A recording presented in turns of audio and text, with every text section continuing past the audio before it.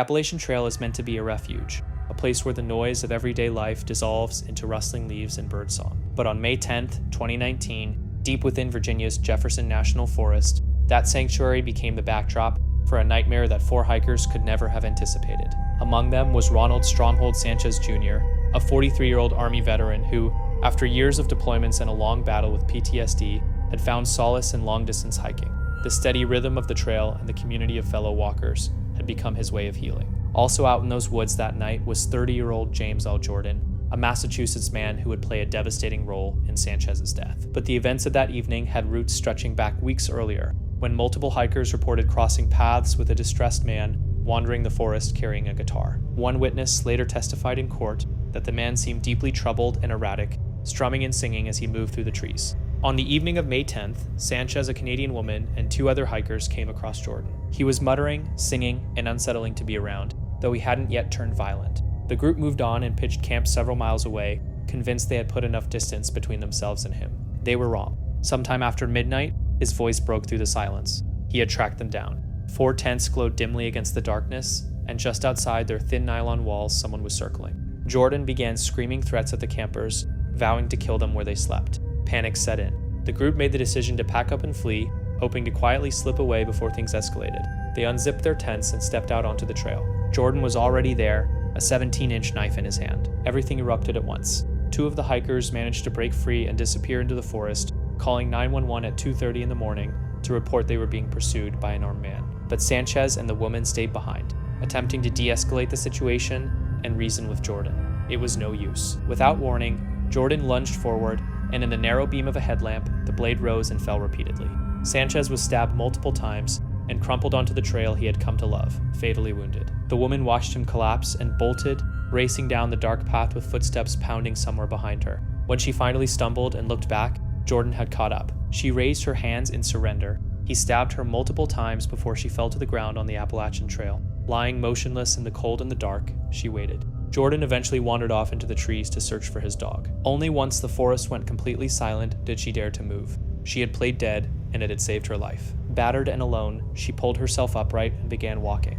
She covered miles through the darkness before finding 2 other hikers who were able to call for emergency assistance. Rescue teams made their way into the backcountry to evacuate her and retrieve Sanchez's body from the remote site. Jordan never made it far into the wilderness. Officers tracked him through the forest and took him into custody in the early morning hours. Federal prosecutors brought charges of murder and assault with intent to kill, offenses that typically carry lifetime imprisonment. As mental health professionals and legal teams began examining Jordan, a more complicated picture took shape. Court documents outlined a long history of severe psychiatric illness. Psychiatrists determined he suffered from schizoaffective disorder, and at one stage, a judge ruled he was not mentally fit to stand trial, ordering him to a federal medical facility for treatment before he was eventually deemed competent to face the charges. In April 2021, the case reached its conclusion in a federal courtroom far removed from the forest where the violence had unfolded. Rather than proceeding to a jury trial, both sides agreed to a plea of not guilty by reason of insanity. The judge accepted it, concluding that at the time of the attack, Jordan had been incapable of recognizing that what he was doing was wrong.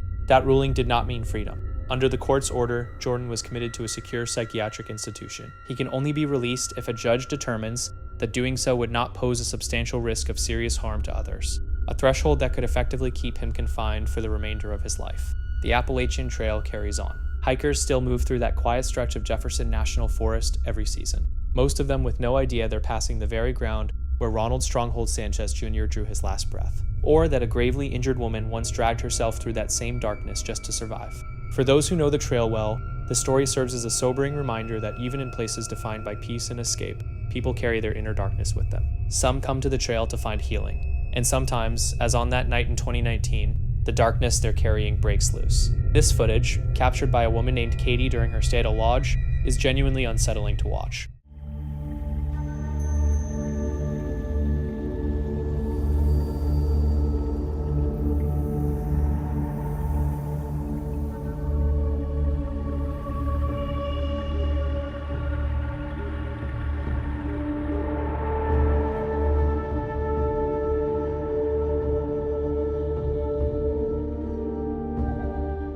In the recording, a man stands motionless outside, peering directly through her window. Katie quickly recognized him as the same person she had spotted earlier that day. Not knowing what to do, she decided to call the police. Officers showed up quickly and questioned the man, who told them he was staying in a cabin nearby. After assessing the situation, they concluded no crime had been committed and departed. Despite this, the man stayed put, continuing to stare toward Katie's lodge. Feeling deeply uncomfortable, she and her friend made the decision to remain indoors for the remainder of the night. The next morning, they reached out to the authorities again, looking for answers. Police revealed that the man had told them he had schizophrenia. That detail left a deeply troubling question hanging in the air. What could have happened had she never made that call? Perhaps most chilling of all, the moment officers arrived on scene, his entire behavior changed, almost as though he was completely conscious of his actions. Dr. Gerhard Koenig had done weeks of research on the Palapuka Trail in Oahu before heading there with his wife Ariel to celebrate his birthday. The trail itself was a punishing one, steep, narrow, and running along an exposed ridge with a sheer drop on one side. What began as an ordinary hike deteriorated into something brutal. Based on court evidence and body camera footage, Ariel was later spotted bloodied and barely making her way down the trail alongside two witnesses who had responded to her screams. She testified that following a heated argument about their relationship, Gerhard turned on her, attempting to push her toward the cliff's edge. When that didn't work, she said he grabbed a rock and struck her multiple times after she managed to stop him from injecting her with a syringe. Two hikers in the area stepped in, forcing him to bolt into the surrounding wilderness and setting off a major search effort. He was eventually apprehended and later convicted of attempted murder. Tonight's fourth clip comes from a channel called Deep Woods Protocol, which approaches Bigfoot research the way a scientist approaches fieldwork, rather than the way most people approach a camping trip. Solo missions, isolated terrain, equipment loadouts that suggest he genuinely believes he's going to encounter something out there. Where most visitors to the Blue Ridge Mountains see scenic beauty, this guy sees a puzzle waiting to be solved. Here's what unfolded. Dead crow. This was not here earlier. I was here a couple hours ago, and this was not here. That's sketchy. Looking for...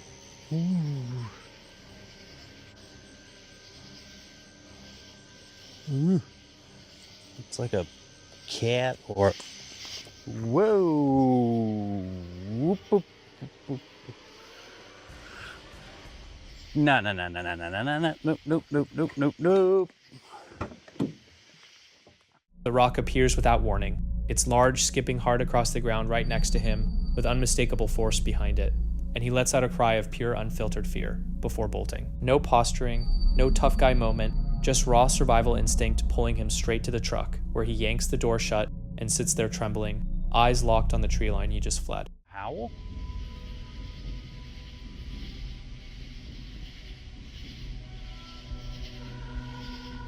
It's all around me right now. I'm looking everywhere.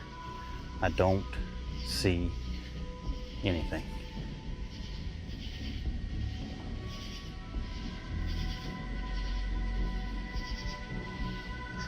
Oh, wow. It is so loud with the insects right now. That was a whoop.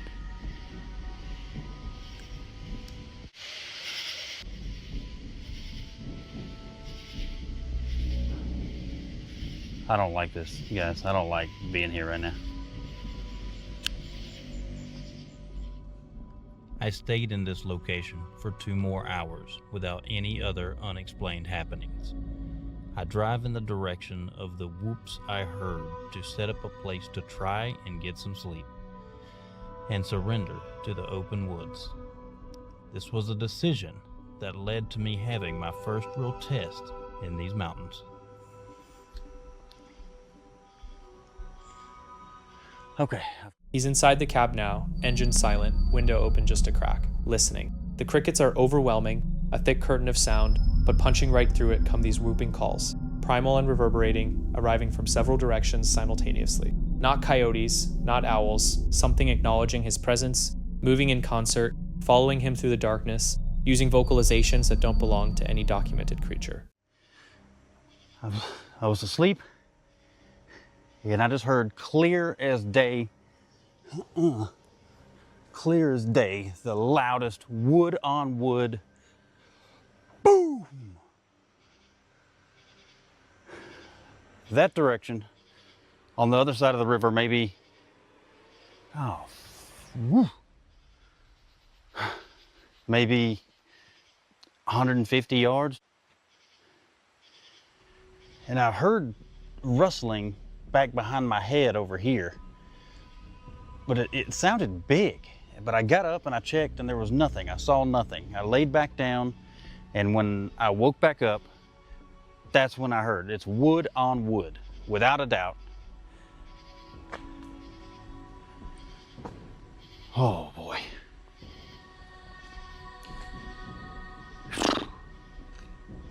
Well, I'm not going back to sleep.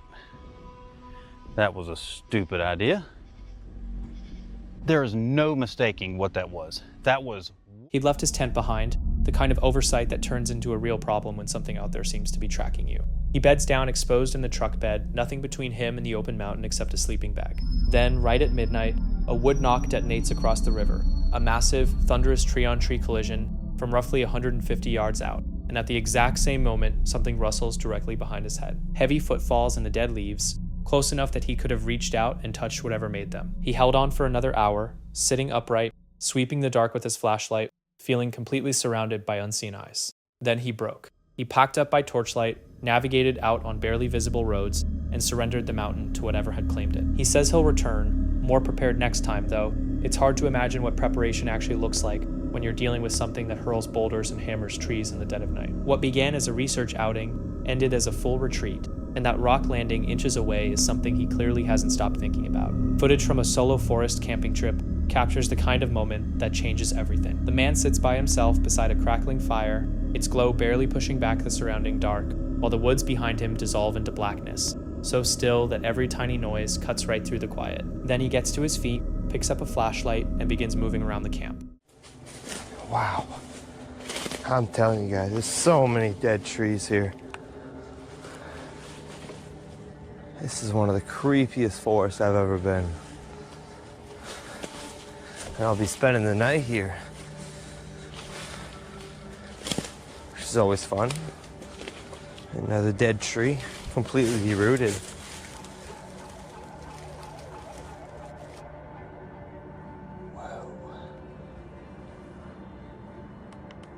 Wow. I'm not sure if you guys ever seen the Blair Witch Project, but damn, this is... The beam drags across the tree line, dry leaves snapping beneath each step. And for now, everything still feels manageable, until something from deep within those trees breaks the silence. A sudden, piercing scream, erupting out of nowhere in an area that had shown absolutely no signs of another living soul.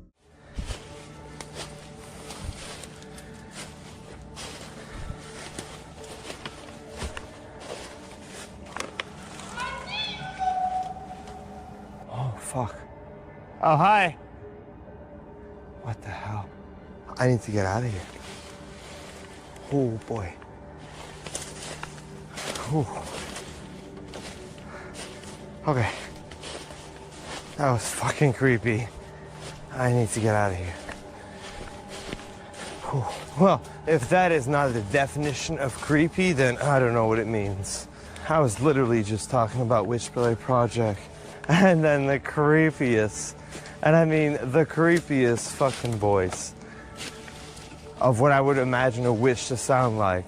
I'm either extremely unlucky.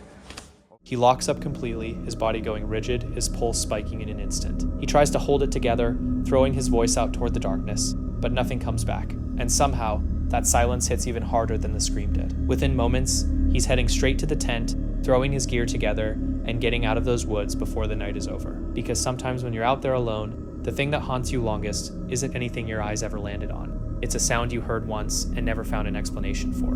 In one of Mozargy's videos, he and a companion head deep into the Appalachian backcountry. After drone footage picks up a suspicious shack sitting near the water's edge, they commit to checking it out, tackling a brutal descent down a near vertical slope, navigating barbed wire, scrambling over loose rock, and crossing a set of live train tracks. They went in knowing they'd be fighting the fading light and well aware that these forests are said to harbor nocturnal predators, and possibly something even more unsettling. I was just in there, and I had the weirdest experience in there. What? Something literally moved, something massive. So remember when I told you I saw a house on my drone? Yeah. This is not it. No? No, there's a little shack in the middle of the forest near the water. So I don't know how we're gonna get down there. Really? Because it's a mountain drop and there's a fence, so we gotta find a way. All right, so we're gonna try going out this way to see if there's anyway down to the river to find this mysterious house or shack that oh, there's a way out of the fence here. Found it on my drone. Okay. So we could probably go from here because there's a way out of the fence. Oh, sweet. Okay. Oh my God. We're not only on the off trail, but we're off trail. Yeah. Off trail. Yep.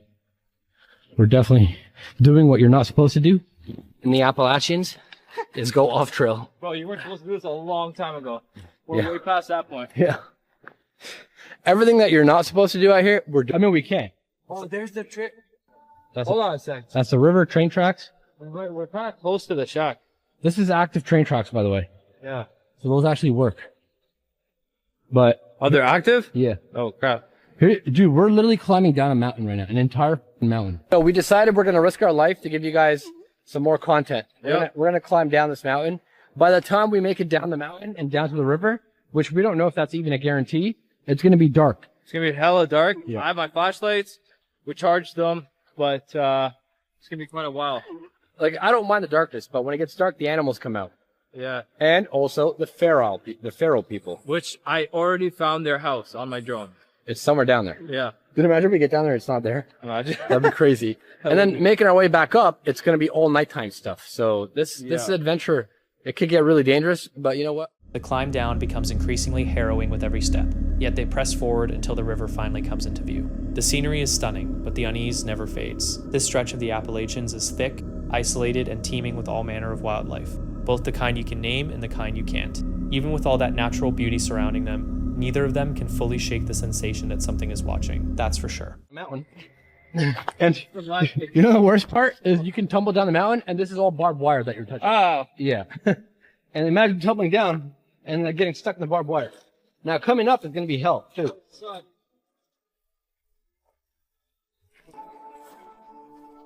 Whoa!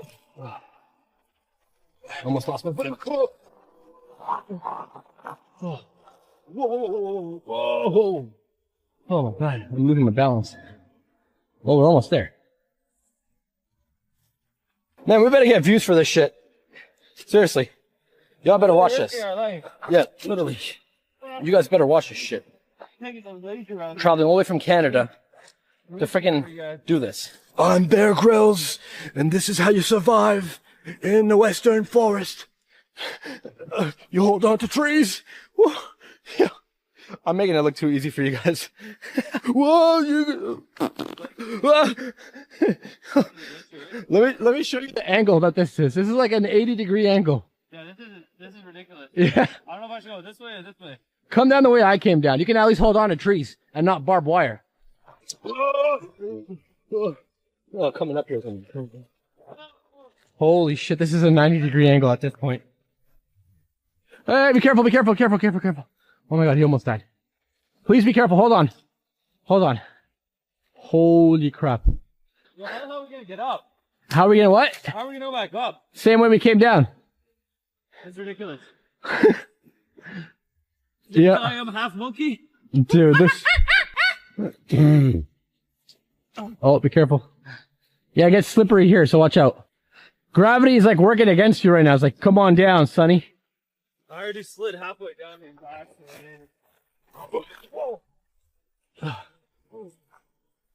Whoa. This is crazy. Whoa. Dude, I feel like I'm in like a Wild Wild West movie right now. What the hell? So as you guys can see, there is absolutely nothing down this way. And there is nothing down this way. All there is train tracks. And more mountain to scale down. Okay, as you guys can see, we are almost down by the river. And I'm kind of nervous because there might be a bear here trying to drink some water. Or some wolves. Or Bigfoot himself. So let's see if we can see anything or anyone. We're gonna regret this tomorrow. Then, without any warning, the situation completely unravels. One of them vanishes. When he's located just moments later, he's out cold with a fresh welt on his skull. He insists he was struck by something or someone. The possibility of feral individuals living out in these remote woods surfaces immediately, and nobody in the group can rule it out. Someone hit me. Oh, hey! Oh, fuck. Fuck. Oh my God, oh my God. Yo!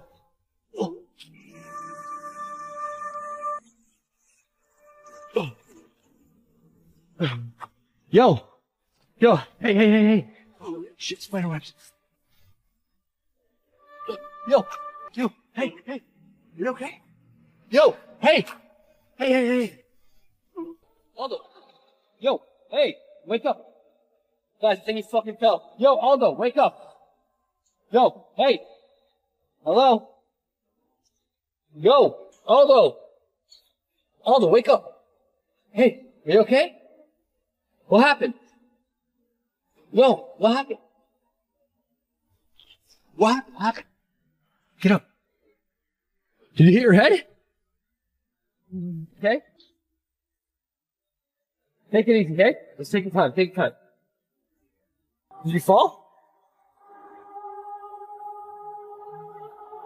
Did you fall? Do you remember what happened?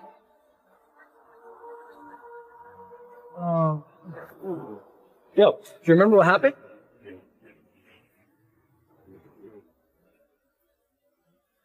Hey.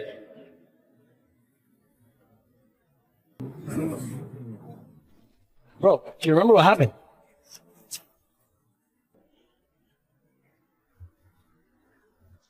Bro, seriously, are you playing a joke on me or what? Like, are you okay?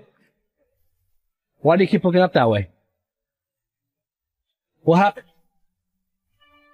Bro, What happened? did you slip and fall? No. So what happened? Something was following us. Something was following us. Yeah. I heard something. Because I was on the rocks looking at the water. I looked back and you're not here. And I'm like, what the hell? Did this guy disappear on me? I heard something, so I turned around, and then everything went black. So somebody hit you? I saw someone. Yes, I think someone hit me. Someone's there. Wait, just take it easy. Does your head hurt? Does your legs hurt? My head hurts. Your head hurts? Right here. Come feel it. There's like a bump. You feel it? Holy shit. That's a big bump. Okay, but where could this person up? Am I bleeding? Any blood? No, you're not bleeding. You're good. Bro, actually somebody hit you.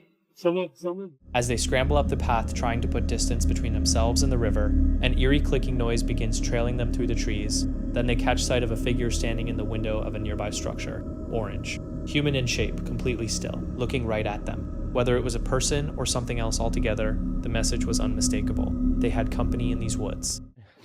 Worth it though. Worth it. Go. Oh, what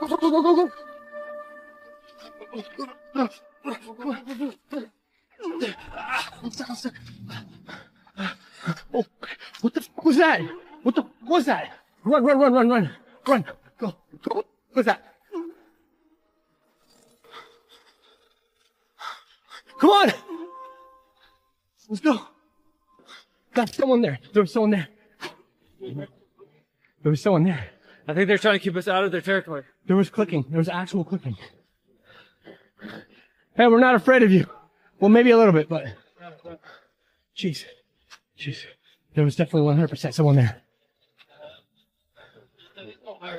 What if it's following us, dude? Wait, what's that in the window?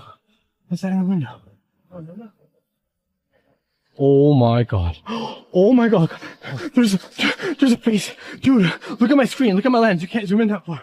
There's a guy standing right there. Look at his face. Oh. What the fuck is that? Let's go. What the fuck is that? Go now. Go now. Oh my god. What the hell is that? Oh.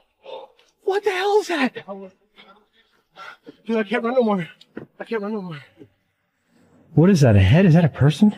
Someone watching us? Dude, there's something orange over there. Look at that. It looks like a face. Let's see it. What the hell is that? I can see it on your camera. Yeah. What? Okay, this is crazy, man. People are watching us. We're being watched right now. Why is there something orange? Looks like a face. And in the window, we saw something in the window. Yeah. That looked like a fucking face. We're probably being watched. Disoriented and running on fumes, they drift off the main trail and lose their bearings entirely. Night begins swallowing the forest around them, and in the chaos, they stumble onto an old blast bunker, a relic from the area's mining days. With nowhere else to turn, they agree to hole up inside and wait for morning. Yeah, what we just stumbled upon in the mountain. We just found a structure in the mountain. It's not the mine shafts and the other stuff that we found earlier. It's something completely different.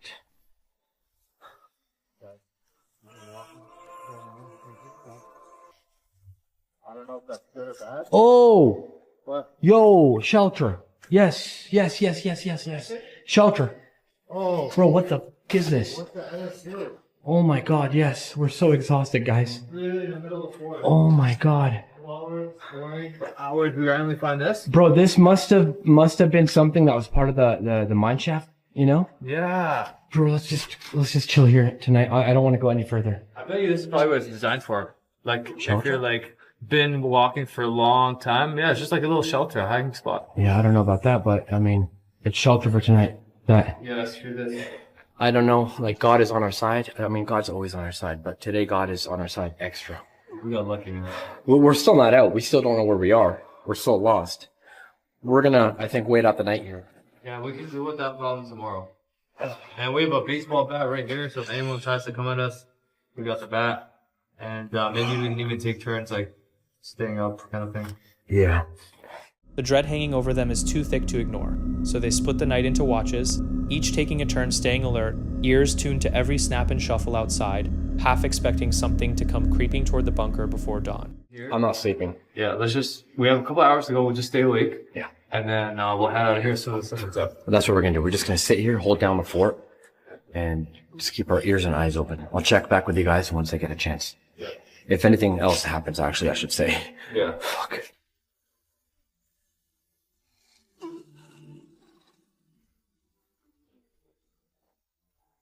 The sun is starting to come up, guys. I didn't really get much sleep last night, especially because of what happened. But we're gonna keep you guys updated as the sun gets up and gets brighter. And I cannot wait to get out of here. Once it gets a little bit brighter, we're gonna start our trek out of here and find our way out. The sun is coming up. We got lost last night coming back out of here. Yeah, we really did, man. We spent the night in some little Random shack. random shack. We're trying to get out of here right now. Yeah. It was a tiring night, man. That was creepy, man. We actually, as you guys saw, we took turns staying awake, but I guess the sun is finally coming out. So soon everything's going to be lit up, but we can actually start to see now. So Yeah. we can probably start finding our way out of here. But we're not at the woods yet. We still have quite a bit of a hike out of here. Like Yeah. a lot of a hike. How's your battery doing? Mine's almost dead, man. I'm using my GoPro now because my other camera died. My Okay. night vision camera, it died. I don't have any more batteries for it. I only have half a battery left for this. So Yeah. it's morning now. We're going to find our way out of here and get the out. By night, when the sun finally rises, they manage to piece together a route out. The relief hits them like a wave, and they make each other a solemn promise. They are never setting foot in this place again, not after everything that happened. But what do you think was really going on out there in the Appalachian wilderness? Who or what was standing in that window watching them? And what brought it there? Drop your thoughts in the comments, and just as dread stalked them through those trees, this next moment proves. Late one night, a man was cutting across a wooded area on a shortcut when he spotted something stirring in the tall grass just up ahead. He swung his flashlight toward the movement, and what the beam revealed stopped his heart cold. It was a rake, pale, hunched over, and moving in a way that no living creature should ever move. Nothing in his entire life had prepared him for a sight like that. He slowly inched backward, careful not to draw its attention, then got himself out of those woods as quickly as his legs would carry him. That shortcut, he never set foot on it again. This clip comes from Mark and Jacob, a duo well known for venturing into abandoned sites, remote locations, and strange environments where unexpected run-ins can completely derail an investigation. Their content tends to revolve around the unpredictability of nighttime exploration, where poor visibility, unfamiliar terrain, and unexplained activity combine to produce situations that are hard to make sense of. On November 28th, 2023, the two headed into a secluded stretch of forest with plans to check out a hidden tunnel system. What started as a routine after-dark adventure took a sharp turn when strange lights, voices in the distance, and the presence of multiple unidentified individuals near the tunnel made getting out of there the only sensible move. So we started hearing like really weird things.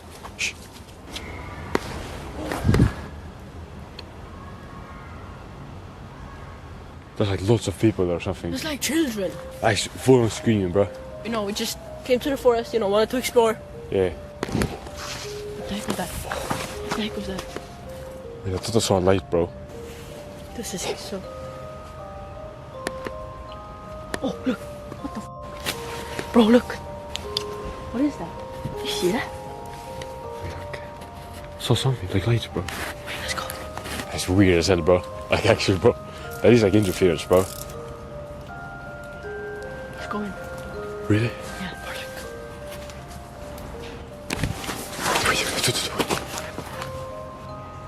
Oh. That's candlelight. Let's go in there for a little bit. We gotta hide here or something. Like a freak.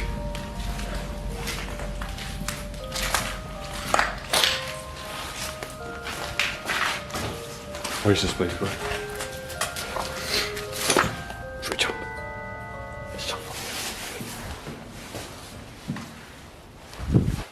Go. Come quick, what the fuck is that?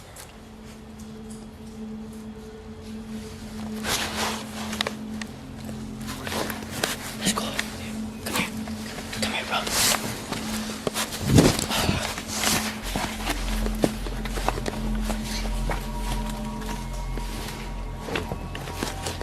Oh, there's whistling.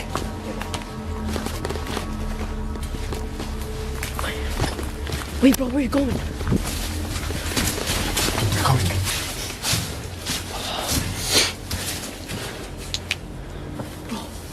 Be quiet, dude. There's people there, I swear. It's like a cult or something, dude. They had candles, I swear. They had candles? Dude, I swear on everything. Things kicked off when odd sounds and flickering lights pulled their attention away from the exploration. Initially, the source was impossible to pin down, buried somewhere behind the tree line. The footage picked up movement and light, but what the gathering was actually about stayed completely unclear. An isolated forest, the cover of night, an activity that didn't add up all fed into the growing sense that they had stumbled onto something they were never meant to see. Let's go. What was that? It came from outside the wind. Be quiet, be quiet. Can you see them?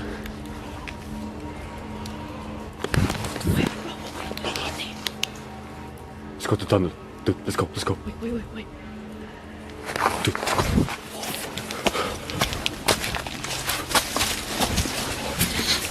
Be quiet. Turn everything off.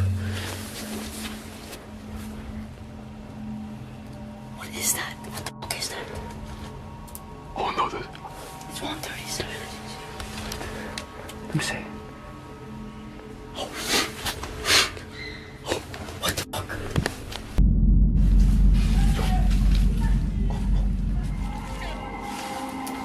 Do you see that?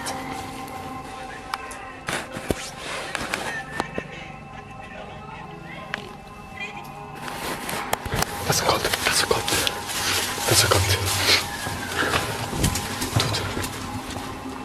Dude, go in the tunnel. What do we do? Do we go to the other side? What the fuck is going on? That's a cult outside. I think they're coming in, bro. I swear it's a cult, bro. They had candles in their freaking their music, bro. Let's go. Let's go. They're outside. Dude, I'm sure. Hey, no. Dude, let's go. Let's go to the other side of the tunnel and then let's get there. As the sounds kept coming, they decided to pull back into the nearby tunnel and watch from a more sheltered spot.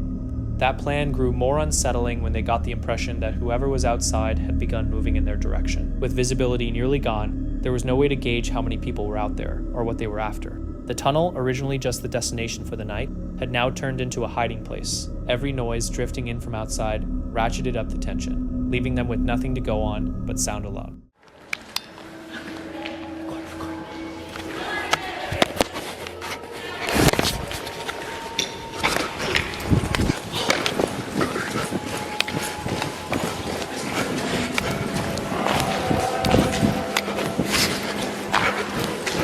Dude, go.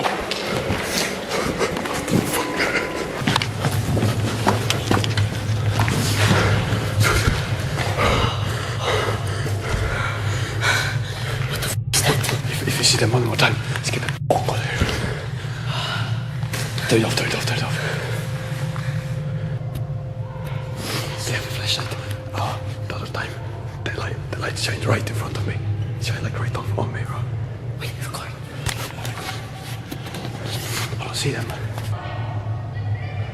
Dude, they have like lights, bro. They have lights. Look. There's them.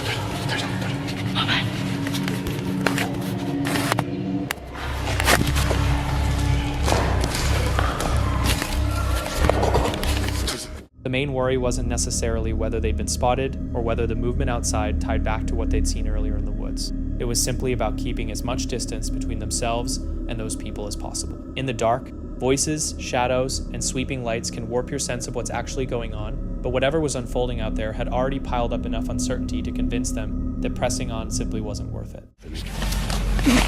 Don't look.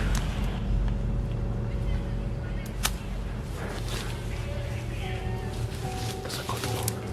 How did they find us? Be quiet. Don't say nothing.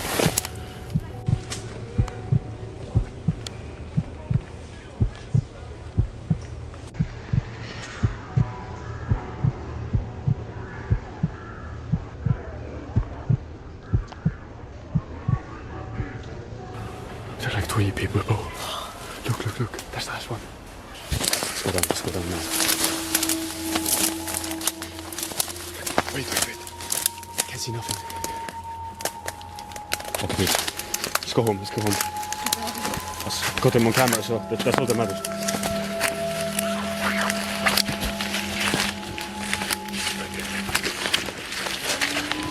Where are you? Okay. Let's go. I swear there were like 20 people, bro. Most of them didn't have candles, but like... Oh no, I have no idea what it is. Oh, I think that's a cult. That has to be 100%. In the haunted tunnel at fucking 2 a.m. almost. Oh, dude. At least they're like far from now. We're gonna run like down the hill. That's a pretty... We're gonna be on the street. Yeah. Freak. Oh, look, the house is gonna end here. Go, bro.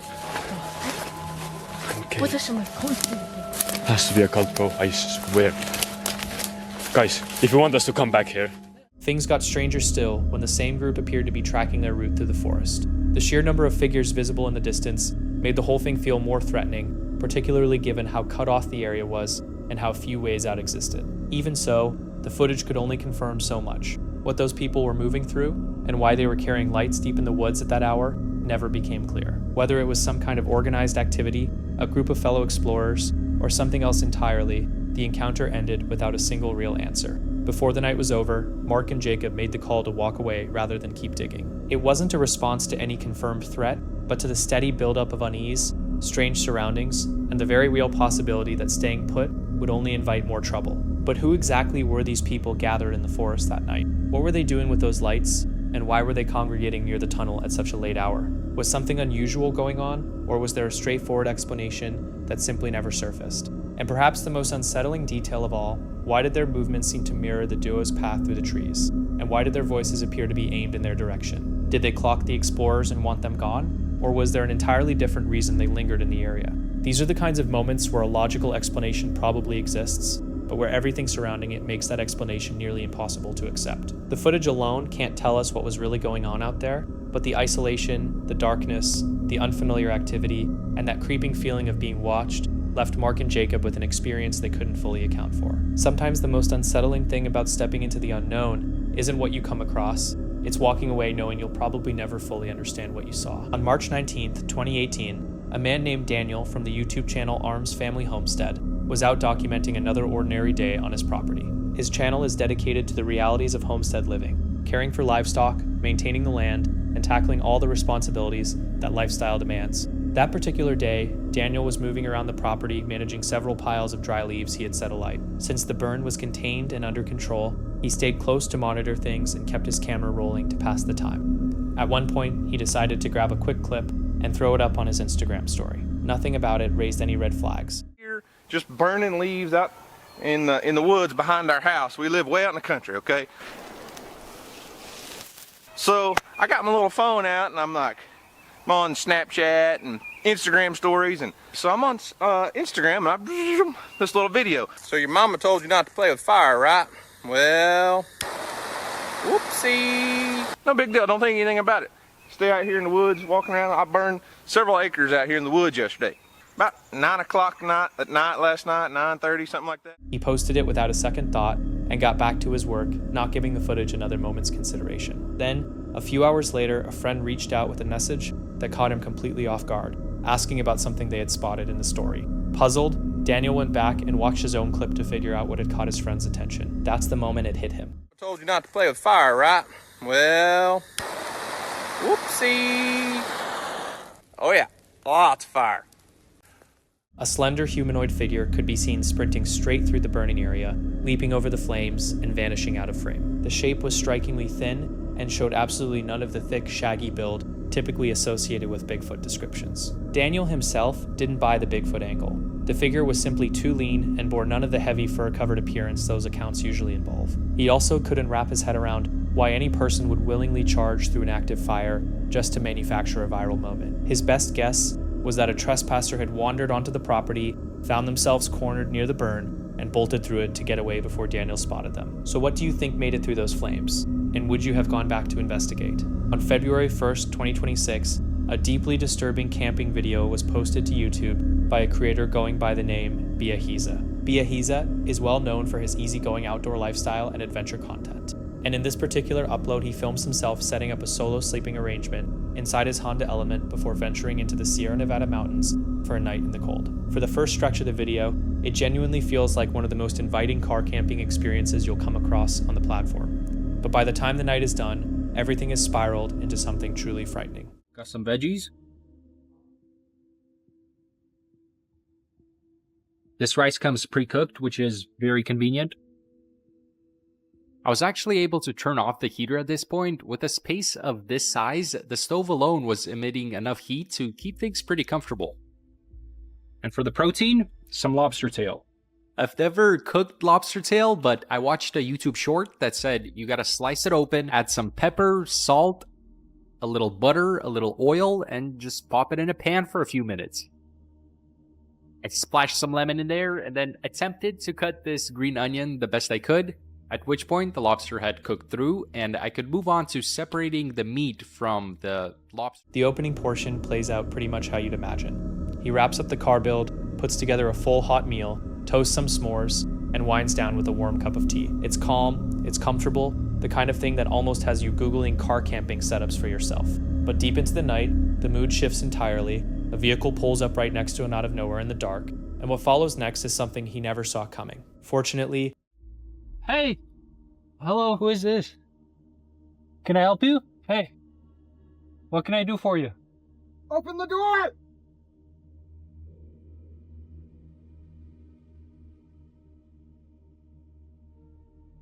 How may I help you? Open the door! I'm not going to be able to do that. Hey, what are you doing?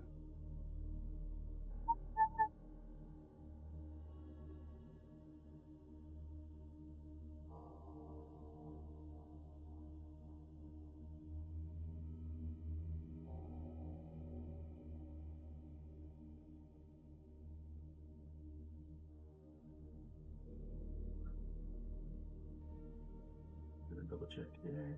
Look up. It's been like 2 weeks since this happened and my heart rate still goes through the roof anytime I watch this back. What you can't really see in this video is that the car that drives up and starts honking actually first fully blocks in my car. Someone comes out of the car with a flashlight, fully just blinding me, so I can't really see what's going on outside. And if you remember, my windows are cracked open, so I try to speak to him and he's just not responding. It's dead silence. He then suddenly starts banging on the window, yelling at me to open the door. He even goes for the handle of the door. And man, once I heard the aggression in his voice, my heart just fully sank. I realized that this was not a friendly encounter, so I reached around from the back and started up the car. I slide in the driver's seat. He gets even more aggressive, starts banging on all my windows, continues yelling at me to open the door. At this point, it got a lot colder, so the snow underneath the car is more frozen. My wheels are spinning in place, not catching traction. He's still blinding me with his flashlight. He aggressively rips off my mesh bug net, keeps banging the window harder and harder until he fully breaks it in. And I'm showered with shards of glass in my face. And praise the Lord Almighty, right at this point, my wheels catch traction and there's just enough of an angle there where I can squeeze past his car, get around him. and get myself out of there. You can see my left eye rapidly blinking here. It was blurry the entire way home, and after getting it checked out, it appears that some of the glass had scratched through my eyeball. I've been going through treatment for that, and I can now see more clearly, which is pretty great. Now, I have no idea what this guy's intentions could have been. My mind goes to maybe he lived in the area, saw my car, thought I was up to no good, but then why block me in and smack? Baya manages to escape with nothing more than minor injuries. But watching this footage back, it's almost impossible not to think about how differently the story could have ended. Because if his tires hadn't found grip at that exact moment, he would have been stranded out there alone, hemmed in, with a broken window and an unknown individual outside who was clearly not there to be neighborly. 3 years back, a Reddit user by the name of Wazi's uploaded footage recorded by a park ranger on duty in Tikal, Guatemala. While conducting his nighttime patrol, the ranger picked up a strange voice drifting through the trees.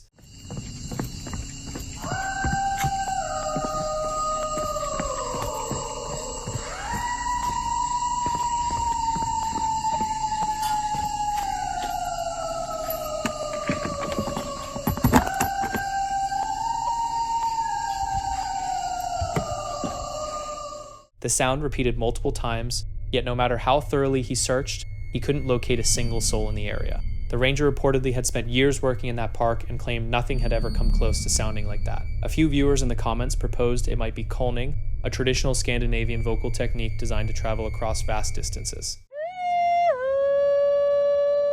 And honestly, the resemblance is hard to dismiss. But what would a sound like that be doing echoing through a remote Guatemalan jungle in the dead of night? Nobody has been able to come up with an answer since. A man named Eric was cruising down a highway with some friends through a stretch of forested land when something odd caught their eye. Strange writing scrawled along the roadside. Curiosity got the better of them, and they turned down a long dirt path flanked by unsettling signs, foreboding messages, and deeply disturbing dolls. Right at the entrance, a sign declared, "This property belongs to a dangerous witch. She never stops watching." What is that? There's... What? Don't tell me it's here. What the f... Are you serious right now? Wait, did you hear that? Was that a dog? What the hell is this? Wait, what does this say? It says... Oh, it's in Spanish. What the f... Wait, We'll okay. translate that for you guys, Guys, in the video. I'm not trying to Well, I'll do it now. cuss. So it says, this land is of a witch, of danger? Yeah. Yo, did you hear that again? Yeah, I think it's a girl. My eyes are looking at you straight. Alright, so right off the bat, guys, we got a bunch of dogs here just laying around this fence. Yo, Look, they look burnt. Look at this one. There is no way. guys. Lining both sides of the path, fences were plastered with broken, charred, and weathered dolls. A collection so vast it must have taken serious time and a borderline obsessive dedication to build. I feel like this is like some voodoo shit. I don't even want to touch him. Can you go ahead and blink if you're haunted? Maybe I could take you with. Further along, at the end of the trail, they stumbled upon 3 handcrafted mannequins, draped in worn and ragged clothing. Disturbing. Just the keys. Pushing even deeper into the woods, the group discovered a rundown shack that looked less like a shelter and more like somewhere someone had been kept against their will. Then, without warning, they made out a figure lurking in the distance. Panic took over and they bolted, never getting the chance to uncover the full story behind that deeply unsettling place. Mike and his crew woke up on their houseboat to discover it had drifted towards Skinwalker Island sometime in the night. Anchors still planted, ropes stretched completely tight, Jesse heard Mike's voice coming from somewhere behind him. Even though Mike was sound asleep right next to him, they were already being imitated before they'd even stepped onto the island. The water? What? The island. Oh, no way. It's right there. Is it dragging us in? Bro. It's right there. What the hell? It's 20 feet from us now. We were like 50 feet from it. Bro, what, did that happen when we were like sleeping? Bro, how is this possible? Who's controlling this? I don't know. We're literally anchored, right? I thought we were. No, something's not right, bro. Bro, I don't even... there's the rope right there, but like... we're being tugged to like the limits. Dude, I don't like this. I don't like this. Let's check the front. Okay, yeah. Like, dude, we were not this close. Right here. It's almost like bringing us closer into the island. It's right there now. Yeah, guys, let's make it a little brighter. Look at that, guys. It's literally right there. Where's the anchor? It was directly. Oh my god. What the hell? It was like like directly in front of us. It's right here. And now, where's Okay. the dock? Wait, where is the dock? Something's not right, bro. Guys, you see this? The dock is literally missing. Oh my god. Okay, we're gonna have to get inside and freaking think about this. Okay, I don't know what to say about this, guys. We're literally getting like pulled towards the island. I don't like this one bit. Weird noises. Jesse's saying he heard me. Dude, I heard you say something, like your own voice was coming from the back there. So that's why I looked over. I'm like, wait, I'm pretty sure you're sitting beside me, right? And then you were. So how is that possible?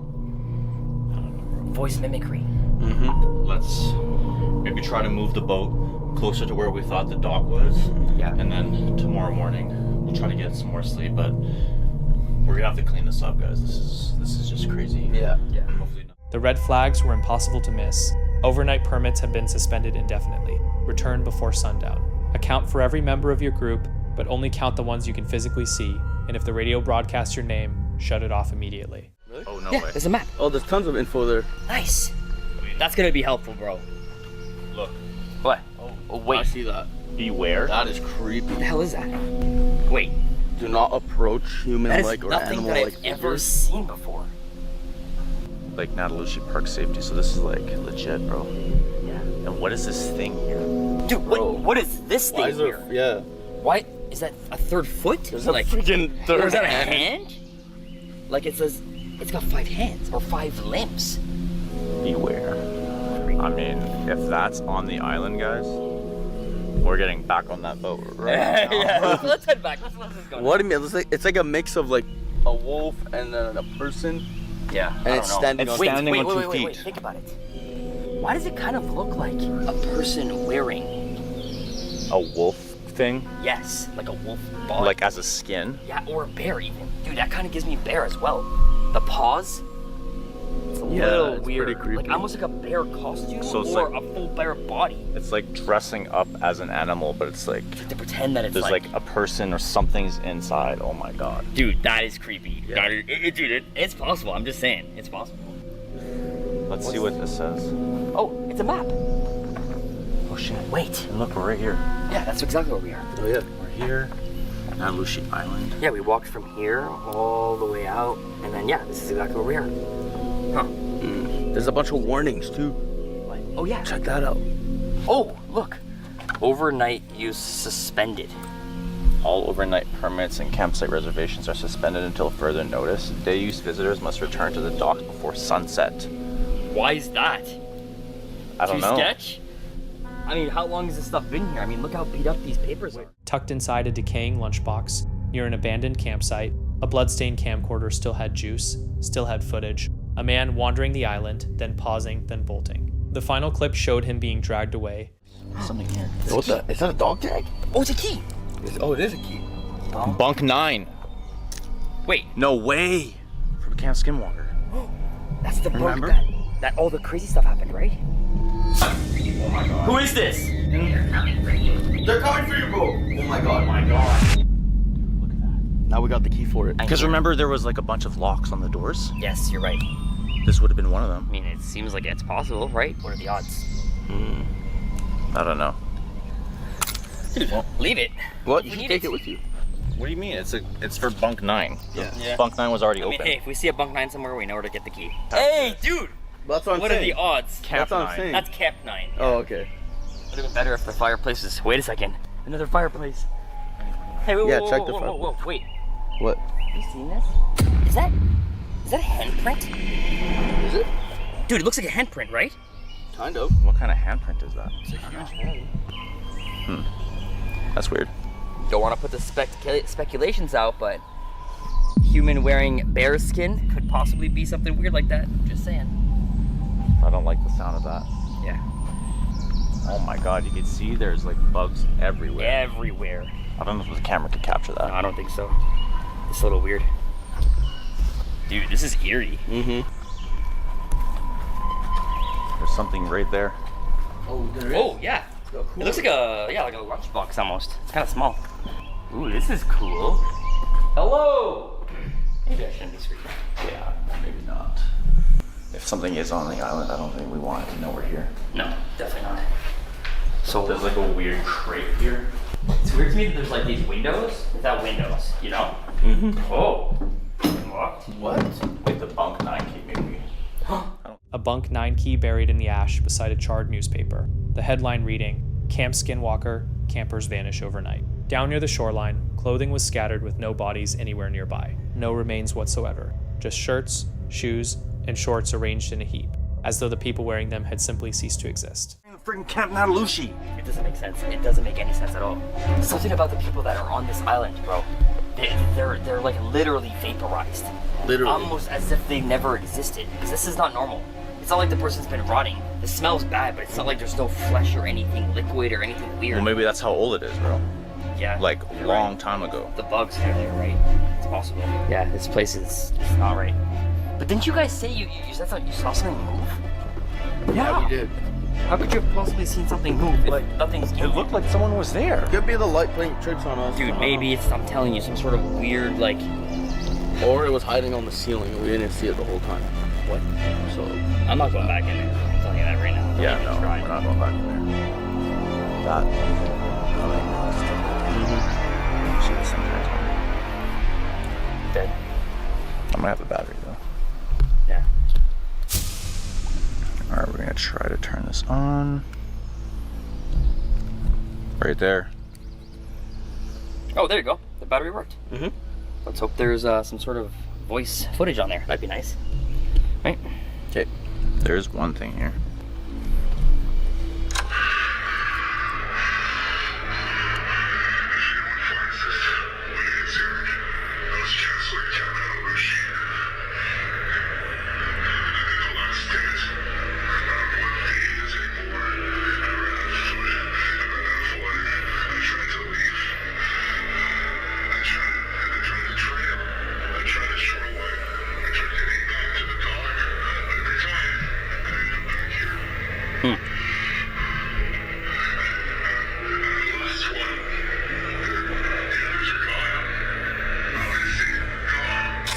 Whoa, whoa, whoa, whoa, what the hell?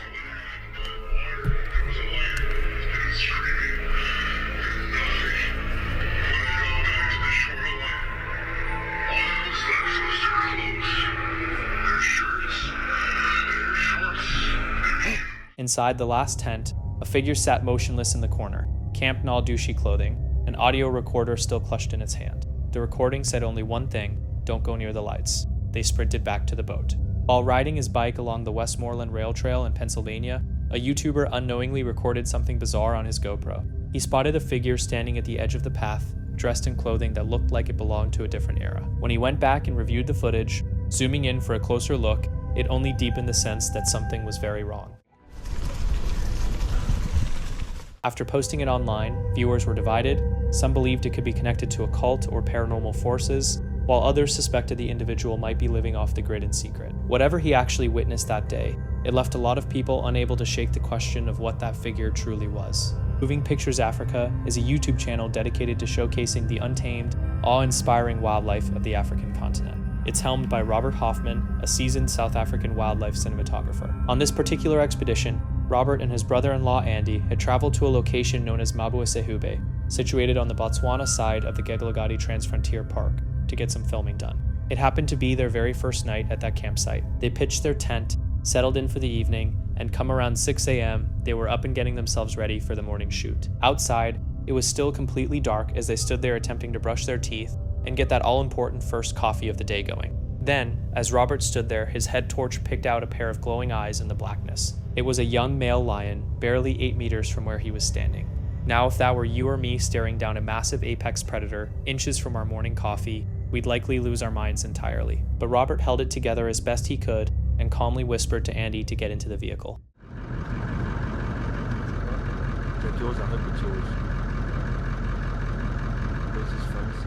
A little bit shaky. Mine just went into our tent. It was in our tent, and then it came out with Andy's pillow. Now it's sitting under the tree over there. You really have to admire the sheer audacity of this big cat. He simply sauntered over to a nearby tree and went to town on a pillow like a Labrador, who just discovered a brand new chew toy. Yeah, that was a bit scary. Okay, now he's gonna go and get my pillow.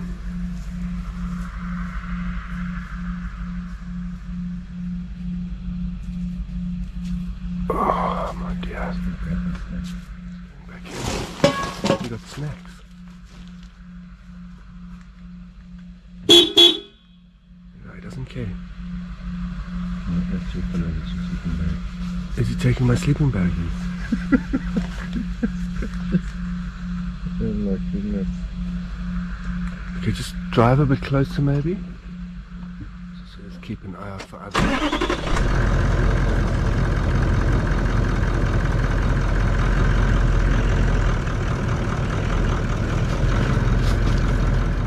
At that point, Robert and Andy maneuvered the car right up against the tent entrance to cut off the lion's path back inside. Denied re-entry, the lion did exactly what any frustrated youngster would do. He scanned his surroundings, latched onto one of their camping chairs, and hauled it off into the bush to gnaw on instead. Eventually, the novelty of chewing plastic wore off, and he disappeared back into the night. So how did this even happen? Robert later explained that this sort of encounter is actually far less unusual than you might expect in that region. Lions frequently wander through campsites because well-meaning but uninformed tourists leave taps dripping or set out water bowls for them.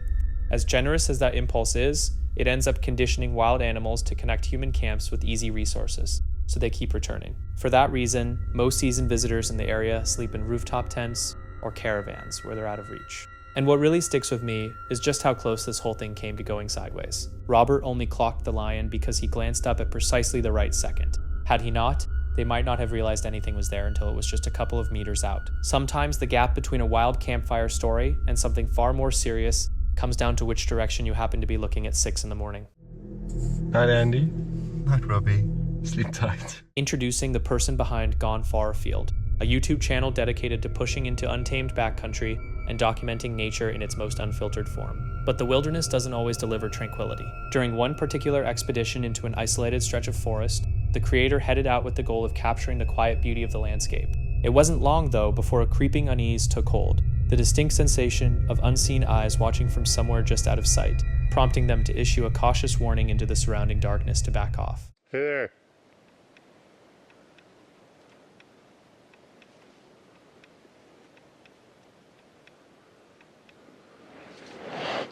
Don't come over here.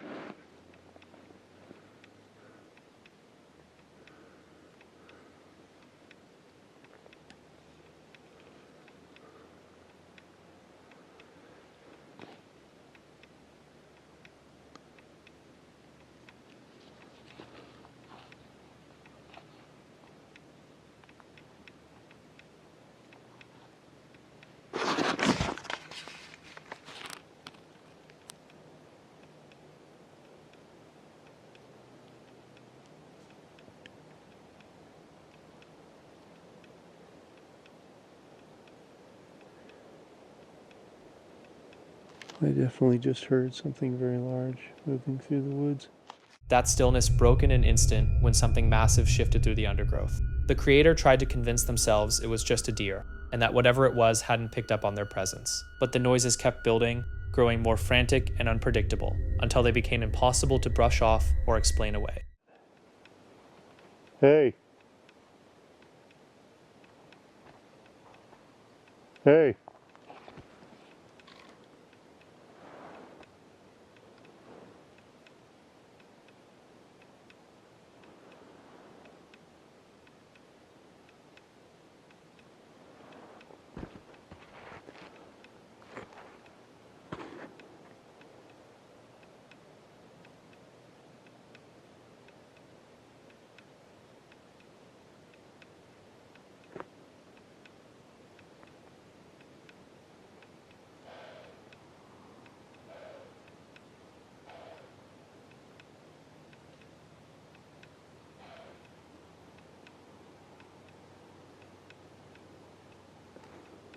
What in the heck?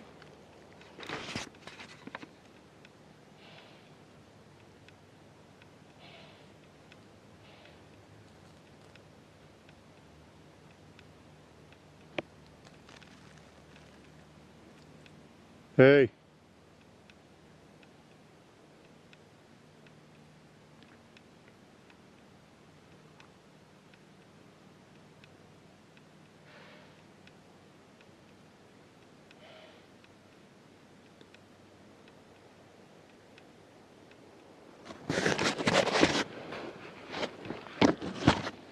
the heck is that?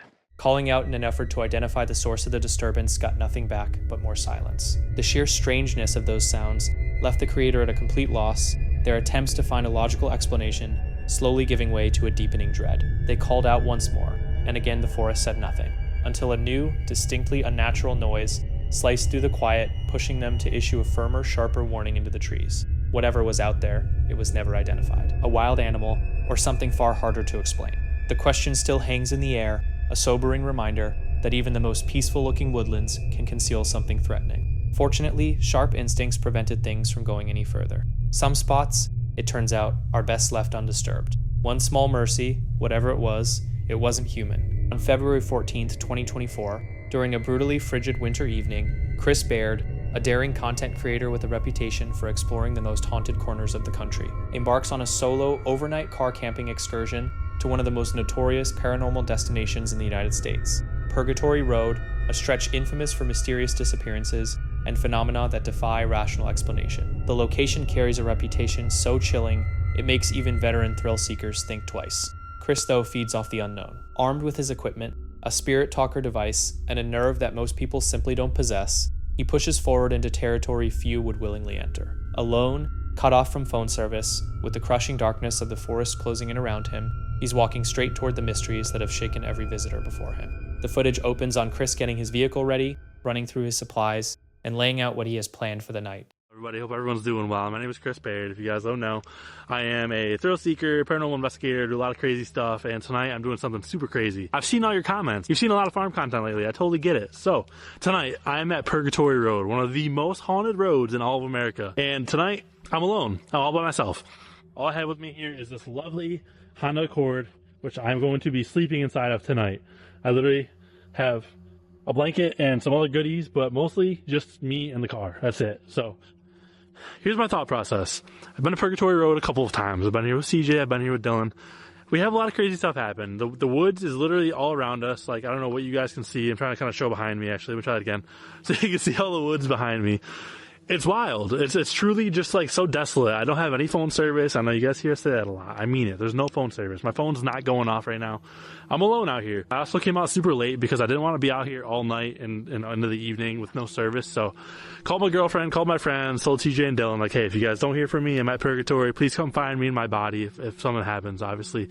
I don't know. Just, I want to try something different. I've never really been to Purgatory by myself. I've filmed here a few times and not posted about it because I've had some really weird stuff happen, but the videos weren't super exciting. So I like to give you guys some good content. So I'm here and I've decided that with nobody else around for miles, Chris sets the tone for an evening of unsettling discovery. The wind cuts through bare, skeletal branches, while shadows spill unnaturally across the snow below. Every detail of the environment feels tailor-made for something sinister. As the darkness deepens, Chris moves into the woods with his spirit talker gripped tightly. Odd sounds bleed through the tree line, snapping twigs, rustling underbrush, something that almost sounds like whispering beneath the howl of the wind. He calls out into the blackness, reaching for whatever presence might be lurking just beyond what he can see. The forest feels aware, like it's paying attention. Then the equipment starts reacting. Signals flickering, lights triggering, readings that can't be explained away. Do you want me to turn my light off? Is that what you're saying? If I turn my flashlight off, I'll do it. Yo, what was that? Did you guys hear that?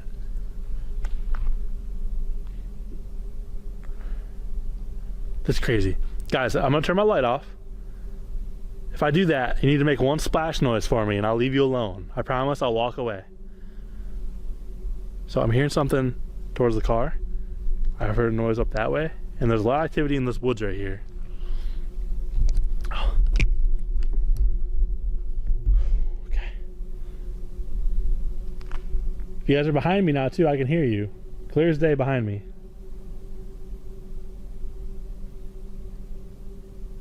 There's a lot going on, guys. All right, I'm gonna turn my light off in 5 seconds. You're gonna make that splash noise for me and I'm gonna turn it back on. It would literally make my day. 5, 4, 3, 2, 1.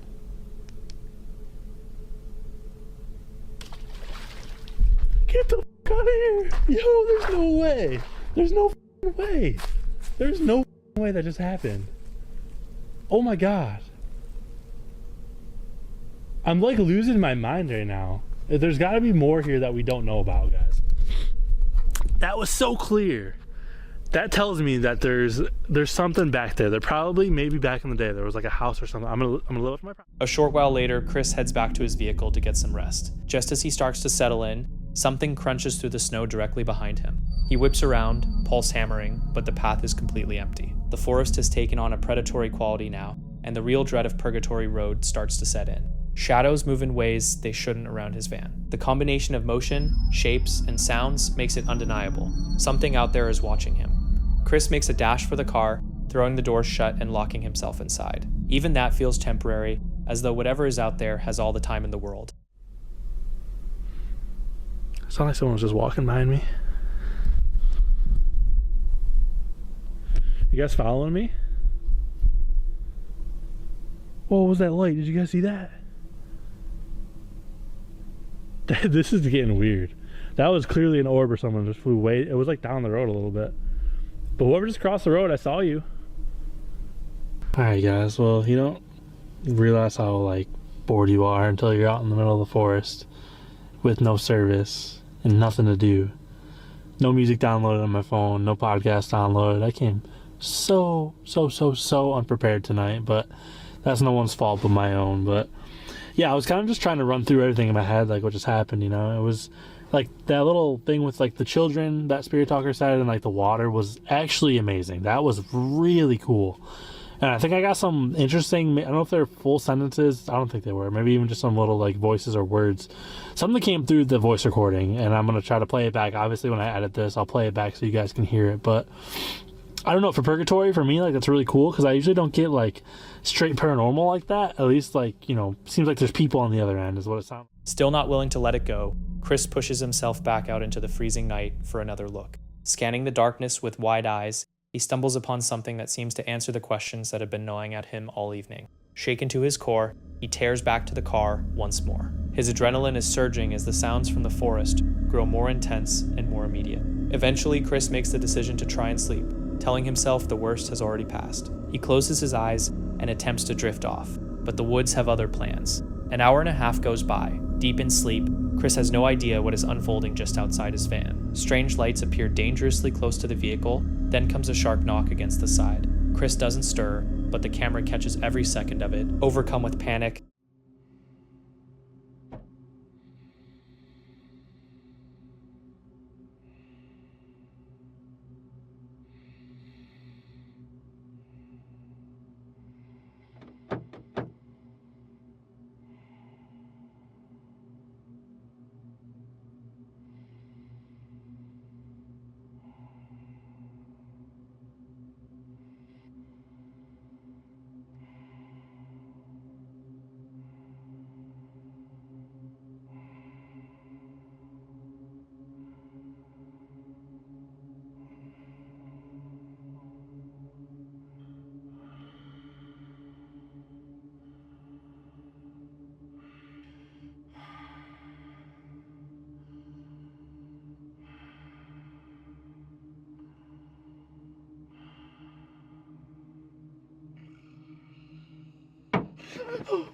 What the f was that?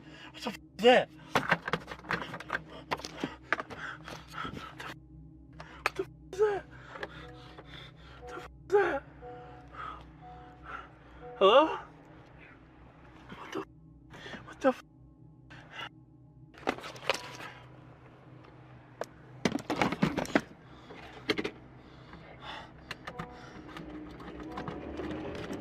He floors the accelerator and tears away from Purgatory Road, putting as much distance between himself and the darkness as he possibly can. Chris Baird's night on Purgatory Road was far more than a bold stunt. It was a genuine encounter with something that refuses to be explained, a stark reminder that certain places aren't haunted by legend alone, but by whatever lives in the shadows between the trees. So what do you think was out there with Chris that night? Drop your thoughts in the comments below. The third clip tonight comes from Gidshi Trips, a Canadian couple's YouTube channel that divides its time between off-grid backcountry camping and traveling abroad. They own a remote wilderness property that has essentially become a hotspot for the local wildlife population. It's June 27th, 2026. Remote Wilderness Plot, Canada. We head back to the land to take down the tent. The bear completely ripped a hole in the side, so we're going to do an update and try to figure out what we're going to do next. As I'm going over the footage and that here, I noticed that, see this patch right there? He's right horny for that patch. So we were talking about it, and maybe the glue from the back of the patch really attracted him. I'm not sure, but not saying that all the food smells about it. But it seemed like he was really excited about that patch. Because after he went in there, he hardly done anything, just relaxed a bit and left again. Because I do know that they really love the smell of plastic cans, like gas cans, diesel cans. I knows he loves chewing on that. But love to hear what your thoughts are on it.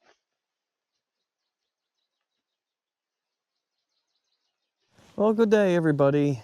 We're up at the land again. We're going to go down and try to take down the tent now before it's demolished completely. Yeah. Going back through the earlier footage reveals the bear moving around inside the tent, oddly focused on one particular section of the material. The best guess is that the scent of adhesive or plastic was what lured it in. After gnawing through that area, the bear actually settled down for a moment before casually wandering back out into the trees. There's something about how unbothered it was that's more unsettling than outright aggression would have been. So why is that a problem? They get to work. The loon sounds like he's in pain. What? Loon sounds like he's in pain. Yeah.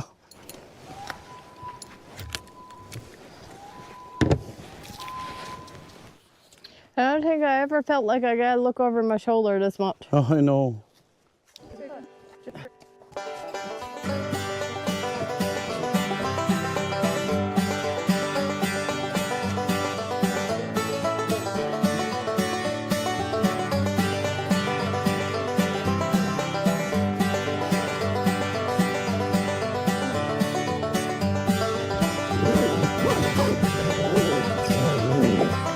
Pulling the zipper hurt.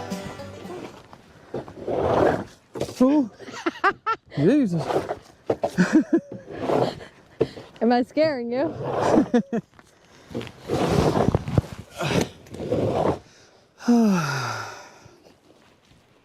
Yeah. I don't like the look of that now, do you? No. It's pretty sad. All this time, I wish winter away. Yeah. Now I miss it. As they loosen bolts to take down the frame, a loon call drifts in from somewhere in the distance, sounding off more strained than usual. The host admits this is the first time he's ever caught himself wanting to look back over his shoulder out here. Every cracking twig reads like a possible return visit. Last week or so, I think we decided what we're going to do is fix up that platform a little bit, brace it up a bit more, make it more solid, and build a little cabin on top of it. So come join us now in future episodes and see if we can get this little cabin built this summer.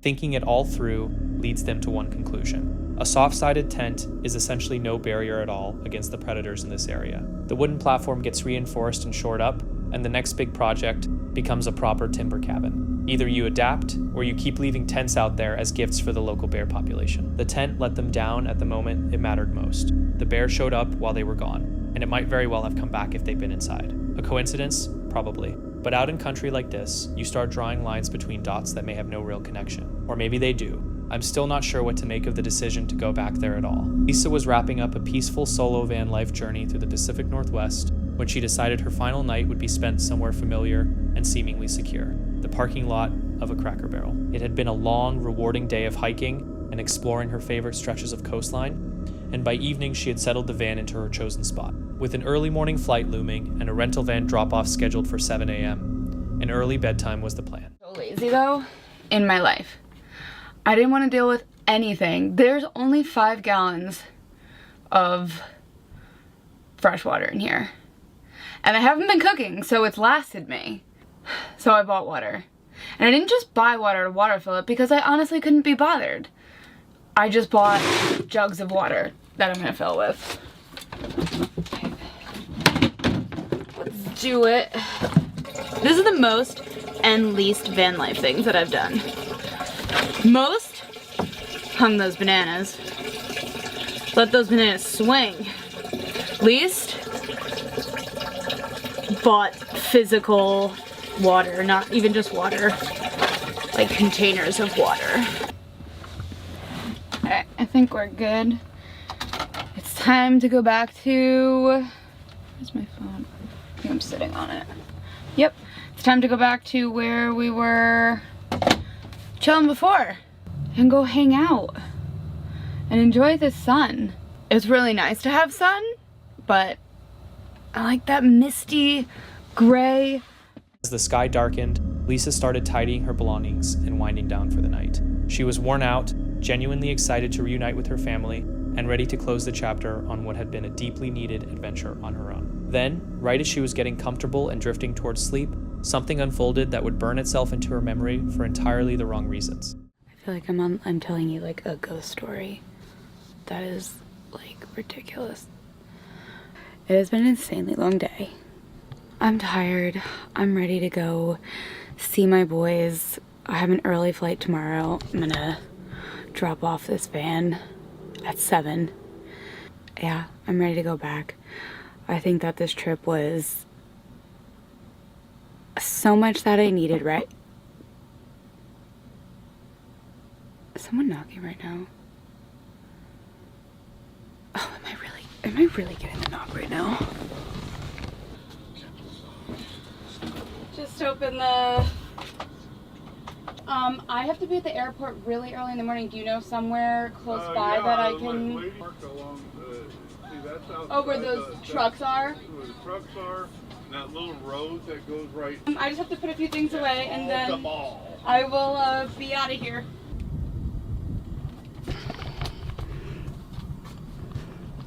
I've been knocked on. Okay, I gotta get out of here. This is the first Cracker Barrel that I've ever been kicked out of. Okay, I gotta go move. He gave me a nice spot though. My trip now feels complete. I wasn't expecting to be kicked out of a spot by myself. And feels the exact same as when I'm kicked out with Charlie in the van. Once he was gone, everything about Lisa's energy shifted. The calm, unhurried feeling she'd carried throughout the whole trip vanished in a heartbeat. She knew immediately that something about that interaction was off.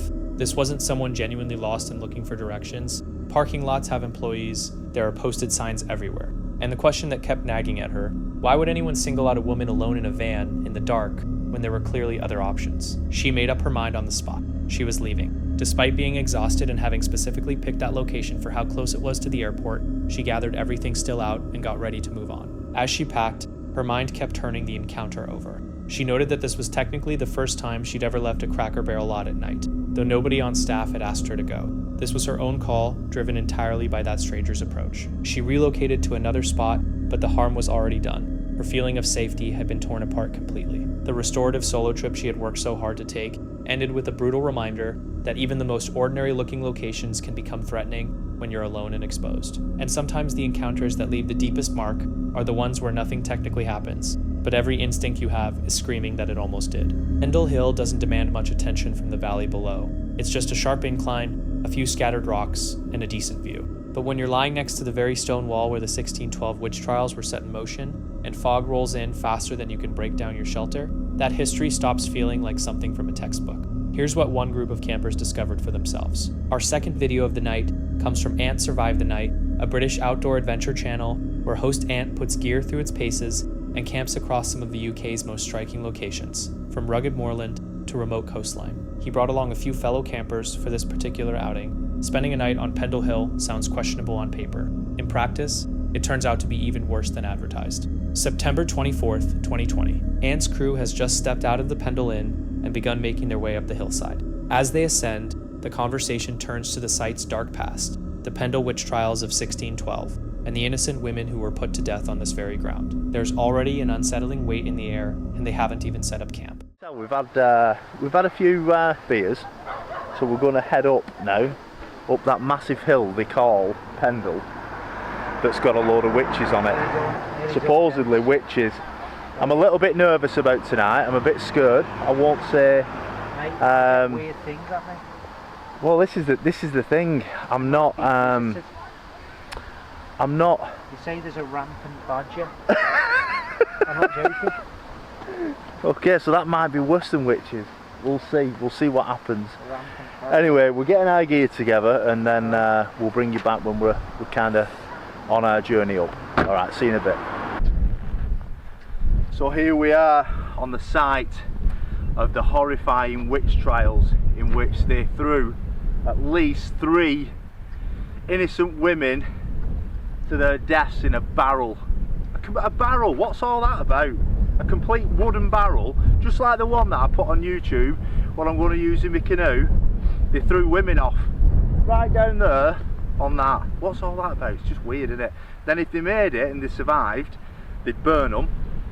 If they didn't do and they died, then they were human, they were alright, they were just women. As evening takes hold, the group fires up gas stoves, cracks open some beers, and watches the sun go down. Ant talks up his love of horror films and ghost stories, equal parts excited and quietly nervous about what a night on this infamous hill might actually deliver. Wind. Beat it when you're on a camp. I don't mind it. A lot of people don't like it, do they? But no. No, I get a bit of rain, wind. I just find it therapeutic. Must admit, I woke up a couple of times though, and I'm sure I could hear voices. Witches? Well, to be honest, I was like, there must be somebody else camping up to the side of the wall. No. Nothing. So. Strange goings on Pendle Hill. But twice. Right. That's weird, isn't it? Whoa. The mist has come in. Look at that. That is literally seconds ago. And that's because we're talking about witches. The drink point is covering up. Low cloud.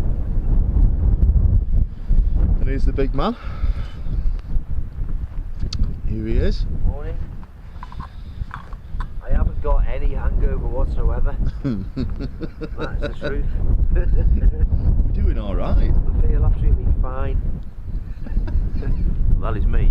Back to work. Rain, and the morning after, the group reassembles in the car park, cooking up bacon rolls, swapping channel recommendations, and processing everything the night threw at them before making their way home. Voices with no source, mist that arrived out of nowhere, and a location soaked in the legacy of witch trials. Pendle Hill gave them exactly what they came for. Personally though, I think every single light in my house is staying on tonight. Debbie Bertante is the mind behind an Indonesian horror exploration channel built around solo camping trips and investigations into abandoned and forgotten locations. Her content takes viewers into remote, unsettling environments and decaying structures, documenting the raw fear and uncertainty that come with going places most people would never dare to visit. On May 25th, 2024, Debbie made her way into a secluded stretch of woodland known as the Pasugian Forest, a place steeped in stories of spiritual ceremonies and encounters that nobody has been able to explain. She arrived deep into the night, located the hidden campsite marked by a white sack tied to a tree, and settled in to face the darkness alone. Almost right away, strange sounds and movements began emerging from the surrounding shadows. What she initially wrote off as wildlife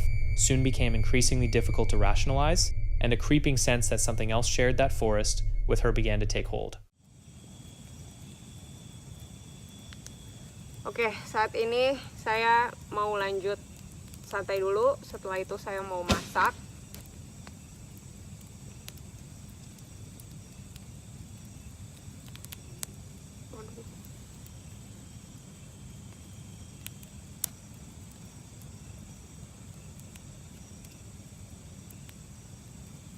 Dari tadi tuh sebenarnya di sana saya dengar kayak entah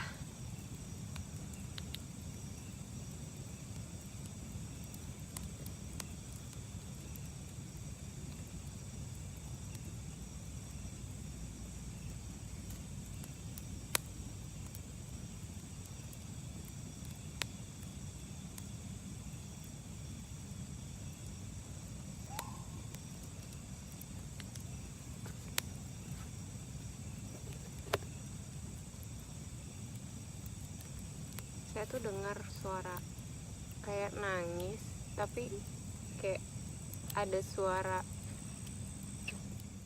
Having reached the campsite, Debbie started getting herself ready for the night, but the world around her refused to cooperate. As she rested, unusual noises drifted in from deeper within the trees, making it genuinely difficult to determine what was out there moving through the dark. Animals were the obvious answer, but the rhythm and direction of those sounds didn't quite fit that explanation. With nothing visible to point to, the uncertainty only deepened as she sat there, completely alone in that remote stretch of wilderness.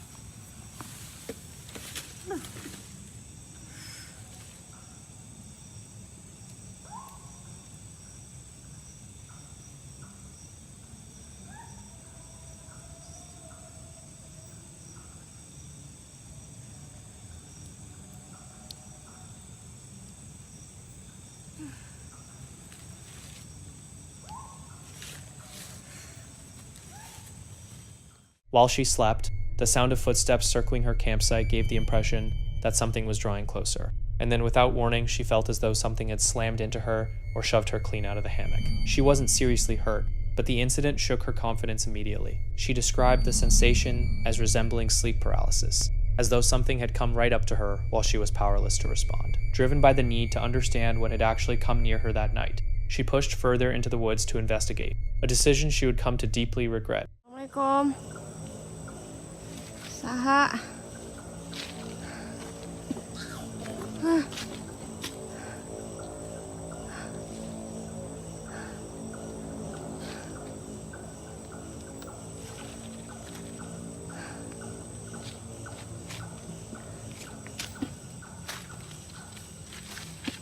Ih, kayak ada yang ngikutin.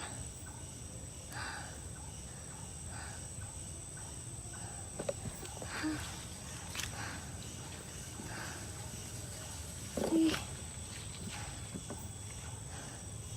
Siapa? Duh, nggak bener nih saya megang krisnya juga. Saya udah merinding banget teman-teman.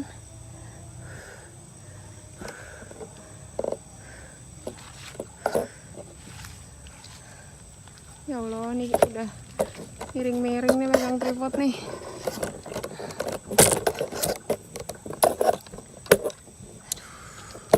Bentar teman-teman ya. Bentar teman-teman. Siapa?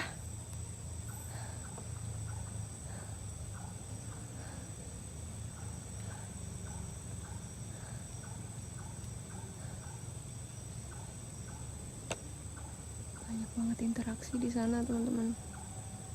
Tapi takut, nggak tahu kenapa. Tumben.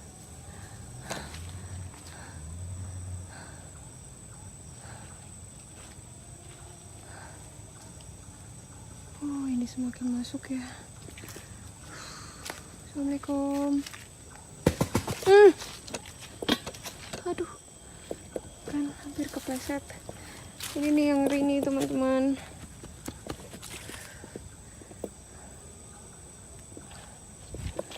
Udah sih.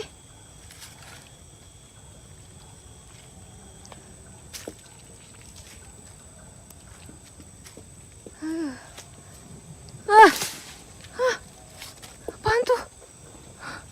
Sumpah merinding banget teman-teman. Tuh.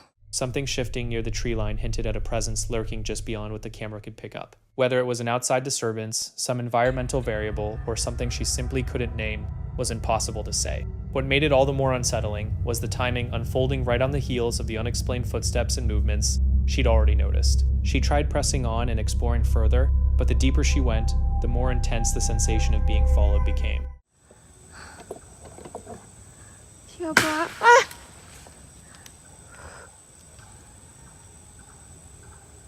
Allah, ini kayak mereka tuh saut-sautan gitu tahu teman-teman.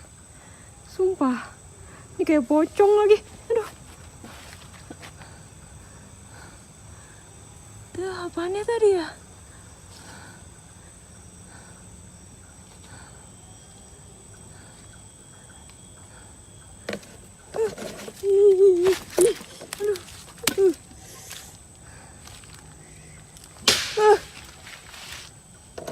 Kayaknya kita cabut aja teman-teman.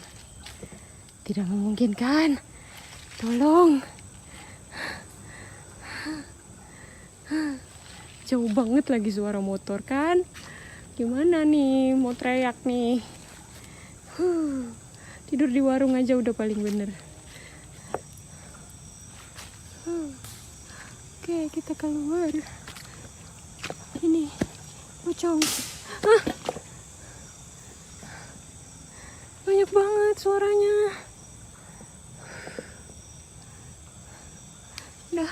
Udah, assalamualaikum. Udah, jangan ada yang ikut. Aduh. Udah.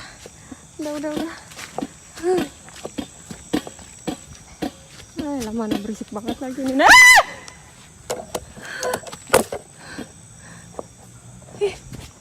Camera in hand, she kept glancing back over her shoulder, certain that something was keeping pace with her through the trees. The sounds around her multiplied, distant calls, rustling movement through the branches, noises that seemed to answer each other from opposite directions. With fear continuing to build, Debbie made the call that she had pushed this far enough. The sheer distance from any sign of civilization, the absolute darkness pressing in from every side, and the relentless sounds pouring out of the trees made it impossible to go on. What had begun as an investigation into the location's dark reputation had become something else entirely, a situation where her sole focus was getting out. What makes this encounter so difficult to shake isn't any single confirmed moment, but the fog of uncertainty hanging over everything that took place. Why did the forest fill with strange sounds almost the instant she arrived? What was behind that sudden sensation of something crashing into her as she slept? And why did the atmosphere around the campsite shift so sharply from suffocating heat to a biting cold in such a short span of time? It's possible that every one of these events had a perfectly natural cause, but when you stack the isolation on top of the timing, the sounds, and that relentless feeling of being watched, the whole thing becomes a lot harder to wave away. That Debbie walked out of that forest without serious harm likely came down to her composure, her faith, and her ability to think clearly when the pressure was at its worst. In places like this, survival isn't necessarily about having answers. It's about knowing when a situation has crossed a line. Instinct, situational awareness, and the willingness to leave before things spiral further can end up being the only things that matter. And sometimes the encounters that stay with you longest aren't the ones where something steps into the light. They're the moments where nothing ever reveals itself, yet every part of you is screaming that something is there. Deep in a forest, wrapped in stories of rituals and unexplained events, Debbie was left carrying a question that no amount of distance could put to rest.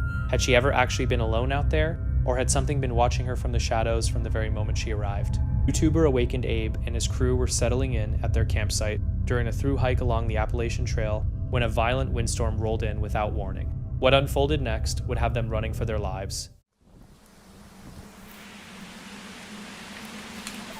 Whoa, man. There's gonna be some deadfalls tonight.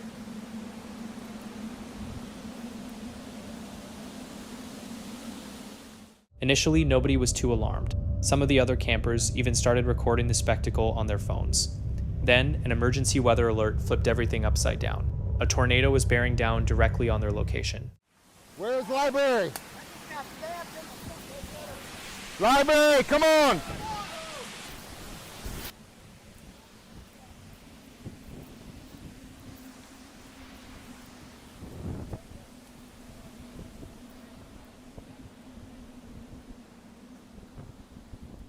As the group bolted toward the truck, Abe kept his camera rolling, capturing the ferocious gusts on film.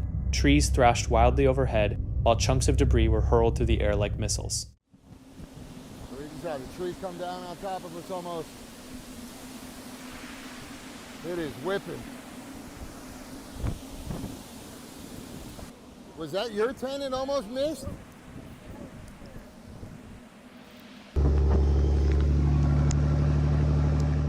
Abe and his crew piled into the truck and floored it out of there, making it out just seconds before the tornado ripped straight through the town. Late one evening in May, beneath a full moon, a woman took a handful of casual snapshots of her backyard. It wasn't until several weeks had passed, as she was scrolling back through the photos, that something strange jumped out at her. There in the corner of a single image was a tiny figure with an orange head. Every other shot from that night showed nothing out of the ordinary, just that one. She'd only moved into the place the previous December, but after dark the house always carried an unsettling feeling, like she was being watched. Now this peculiar little shape was only deepening that unease, and she couldn't shake the question, was it a ghost, a fairy, or something else entirely? Bone-chilling video out of Mexico has been making the rounds online, and the story behind it is genuinely unsettling. It began at a remote campsite tucked deep inside a forest, where a group of friends started experiencing a creeping sense of unease, the unmistakable feeling that something nearby had its eyes on them. Strange sounds echoed through the trees, and that nagging sensation of not being alone only kept growing stronger.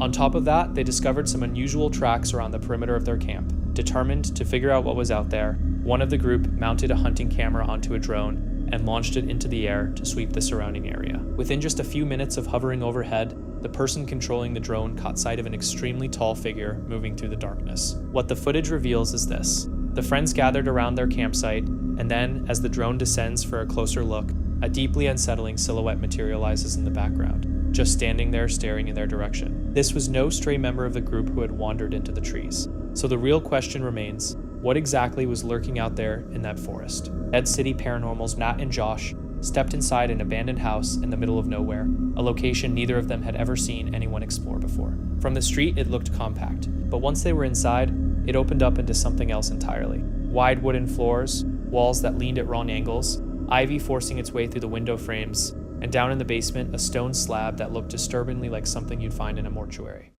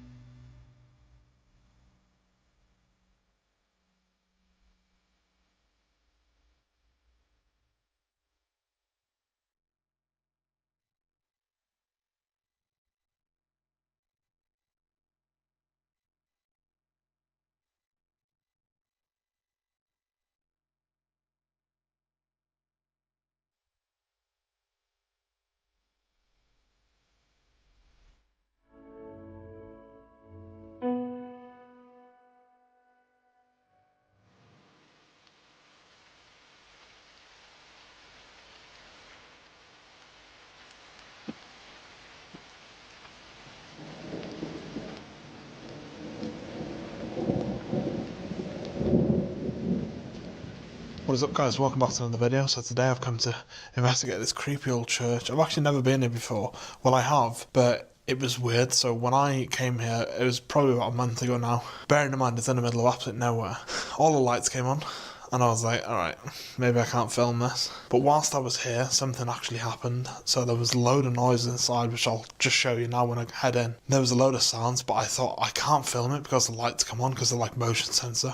But then I thought maybe I could, and I leave cameras here and see what happens when the lights go out. That is today's plan, guys. So I'm going to head in, show you around, do some calling out, and then I'm going to leave some cameras in here. Obviously the lights will be on for a little bit, but then the lights should go off. And it'll be interesting to see what the cameras capture while there's no lights on in there. So if you're new to the channel, my name's Matt, I'm paranormal. The walls had layer upon layer of old wallpaper, stretching back through the decades, dusty jars still sitting on shelves like someone had just stepped out, a Victorian bathtub on the upper floor, and bird nests tucked into virtually every corner. No one could find any history on the place, no one knew who had called it home, and the feeling crept over both of them before a single thing had actually occurred.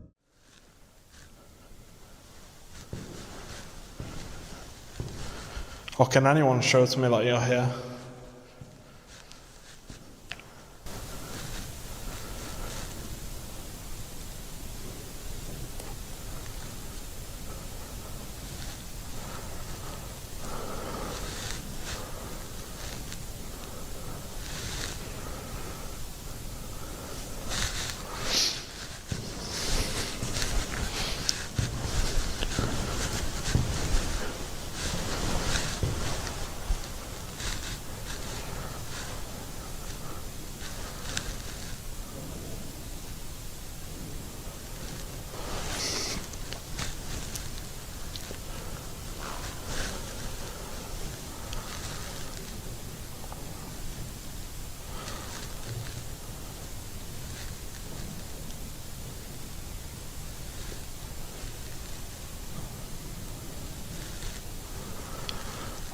so many sounds. Like knocking.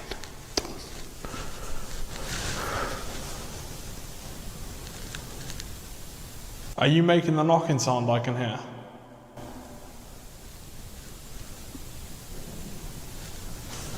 Again. Is that you?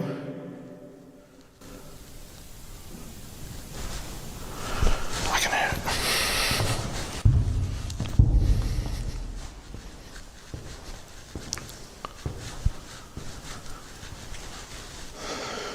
Sounds like it's coming from here somewhere.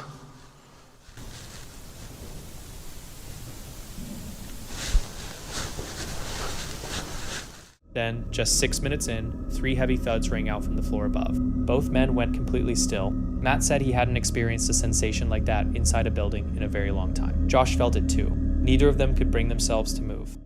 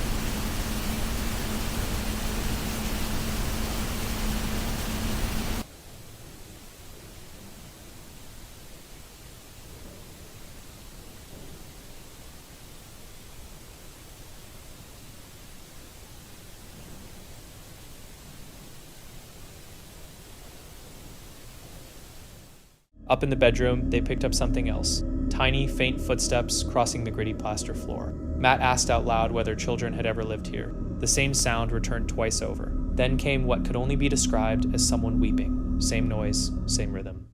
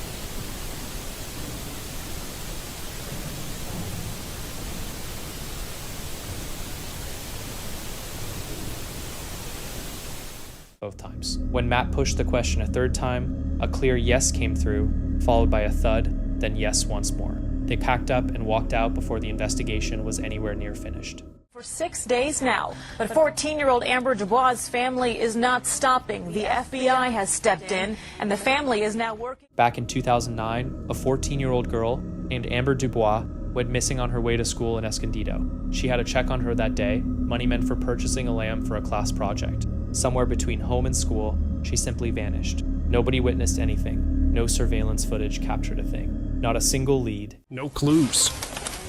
Then a year later, in a remote stretch of land outside the city, human remains were discovered, and they were identified as Ambers. 12 months of unanswered silence had finally come to a close, but somehow it only raised more questions than it answered. On October 29th, 2023, well-known camping content creator Grizzly Gaz ventured into the woods for an overnight stay, but almost immediately something felt wrong. Between the strange sounds, snapping branches, and the fact that his dog just wouldn't settle down, his unease kept growing by the minute.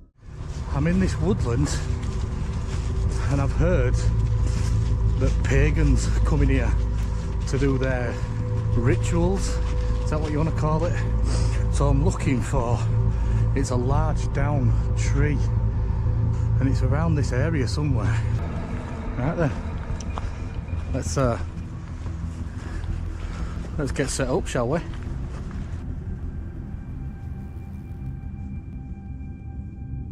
As day turned into night, he decided to explore the tree which certain cults were said to use for their rituals. What that place looks like, because it's absolutely pitch black now. And if you get lost in here at night time, it'd be pretty hard to get out of here because it just all looks the same. Definitely feels creepy in here.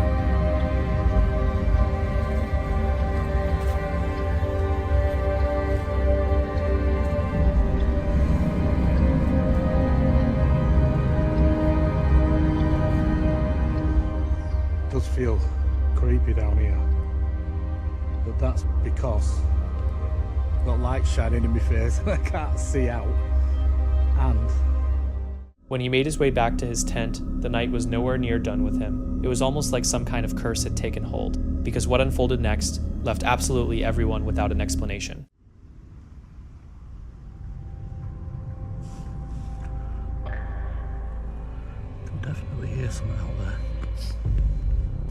That's nice, isn't it?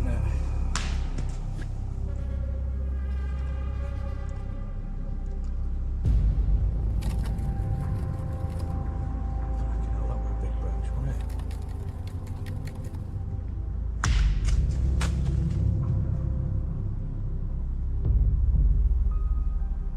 After hearing the same eerie sounds again, he tried to go to sleep until this happened. Wind or what?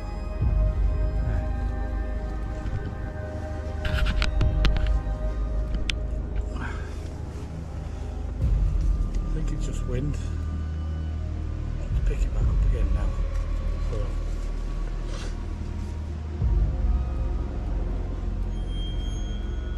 I hope there's no widow makers following us. You know, would it, mate?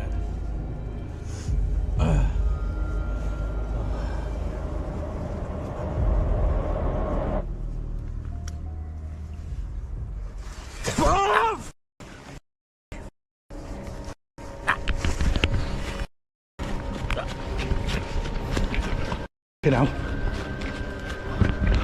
I managed to get my my sleeping bag and everything and get that in my backpack. Then I heard loads and loads of screaming, like shouting from men, and it sounded like there were about 20 or 30 of them. And then they all started running, and it sounded like they were coming towards tent, so I just... Arbor Explore is a channel built around tranquil wilderness journeys, the kind of content you put on when the real world gets too loud, and that's exactly what this outing to Bindari National Park was meant to be. On this particular trip, Harbour and his friend Shero came across one of the most disturbing things you can stumble upon in the bush, and what makes it truly unsettling isn't just the discovery itself, but the dark history tied to that very location. Once you hear the whole story, you'll get why this one stuck with me long after I watched it. There's no footprints, but there's a dog print there.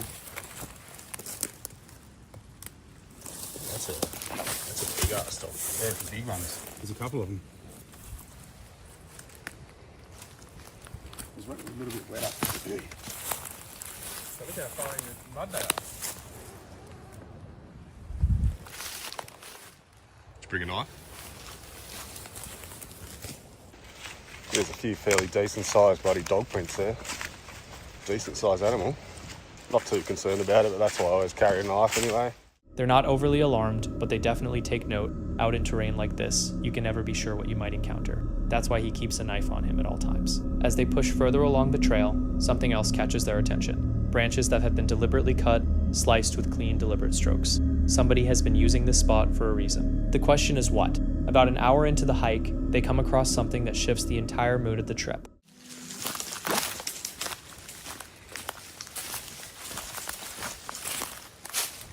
Alright, here we are. It's a bit weird, eh? It's like a kid's bag there. I can't believe it's still standing. Who knows how long this thing's been here. I mean, the body of the fella was found, I think, 2009. So if it is his, I'm not good at maths, what's that? 15 years or so ago? Surely it can't still be standing. We're gonna have a look around and see what we can find. What is it? Date of manufacture is 28th of the 3rd, 2007. Yeah, right. Bloody hell. So it could be that old, eh? Oh, that's a pair of track pants.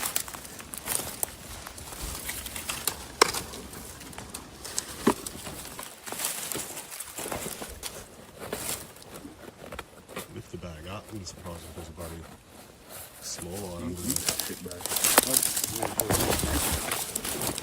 There's all orange paint inside it. Is that a travel tag? Yeah, name on it? That's a cake wrapper. No. Dunno.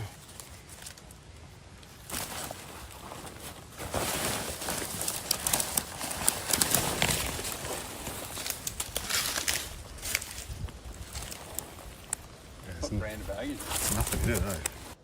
Yeah, so I don't know if that's a batch number or if that's You could tell 0805, which, if that's 05, that puts it in the date. So here's the backstory. Roughly 15 years prior, a man's torso was discovered in a creek close to this area. Just the torso. Nothing more, nothing else. Local accounts describe him as someone who was deeply drawn to this national park, a regular out here who loved wild camping and pushing into the more remote sections of the bush. People began to wonder whether this abandoned tent, sitting deep in the trees with no signs of life for kilometers around, could have been his. The dates found at the site, 2005 to 2007, align with the period when he vanished. That thought alone is enough to send a chill through you. They're standing in what may have been the very last place this person ever made camp. And then, while they're still trying to process all of that, something else unfolds.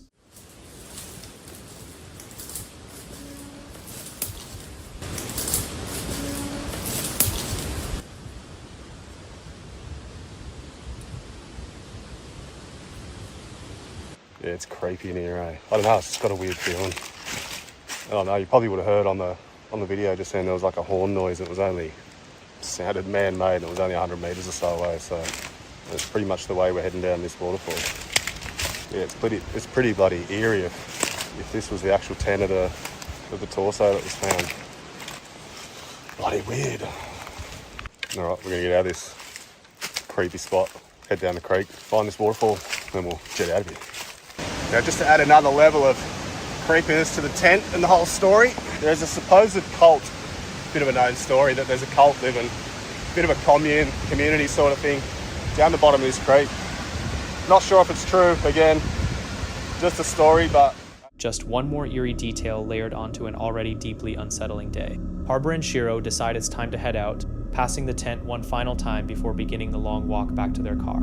So genuinely, what's your take? Was this simply a tragedy? A solo hiker who lost his footing near the creek during a flood and was carried down through that brutal canyon? Or could there be something more sinister connecting the man's torso to the rumored cult said to have been living in these woods? The tent is still out there to this day, a quiet and haunting reminder of someone who ventured into the wilderness in search of adventure. And meet Russ, the man behind Bruce 33, a channel dedicated to uncovering forgotten ruins and historic locations, where history hasn't quite let go. His footage has a way of capturing the haunting allure of places left behind by time, but one particular outing would turn out to be far more unsettling than anything he'd encountered before. On a calm afternoon, Russ headed out to visit a secluded historic location, camera rolling, prepared to document whatever the place had in store.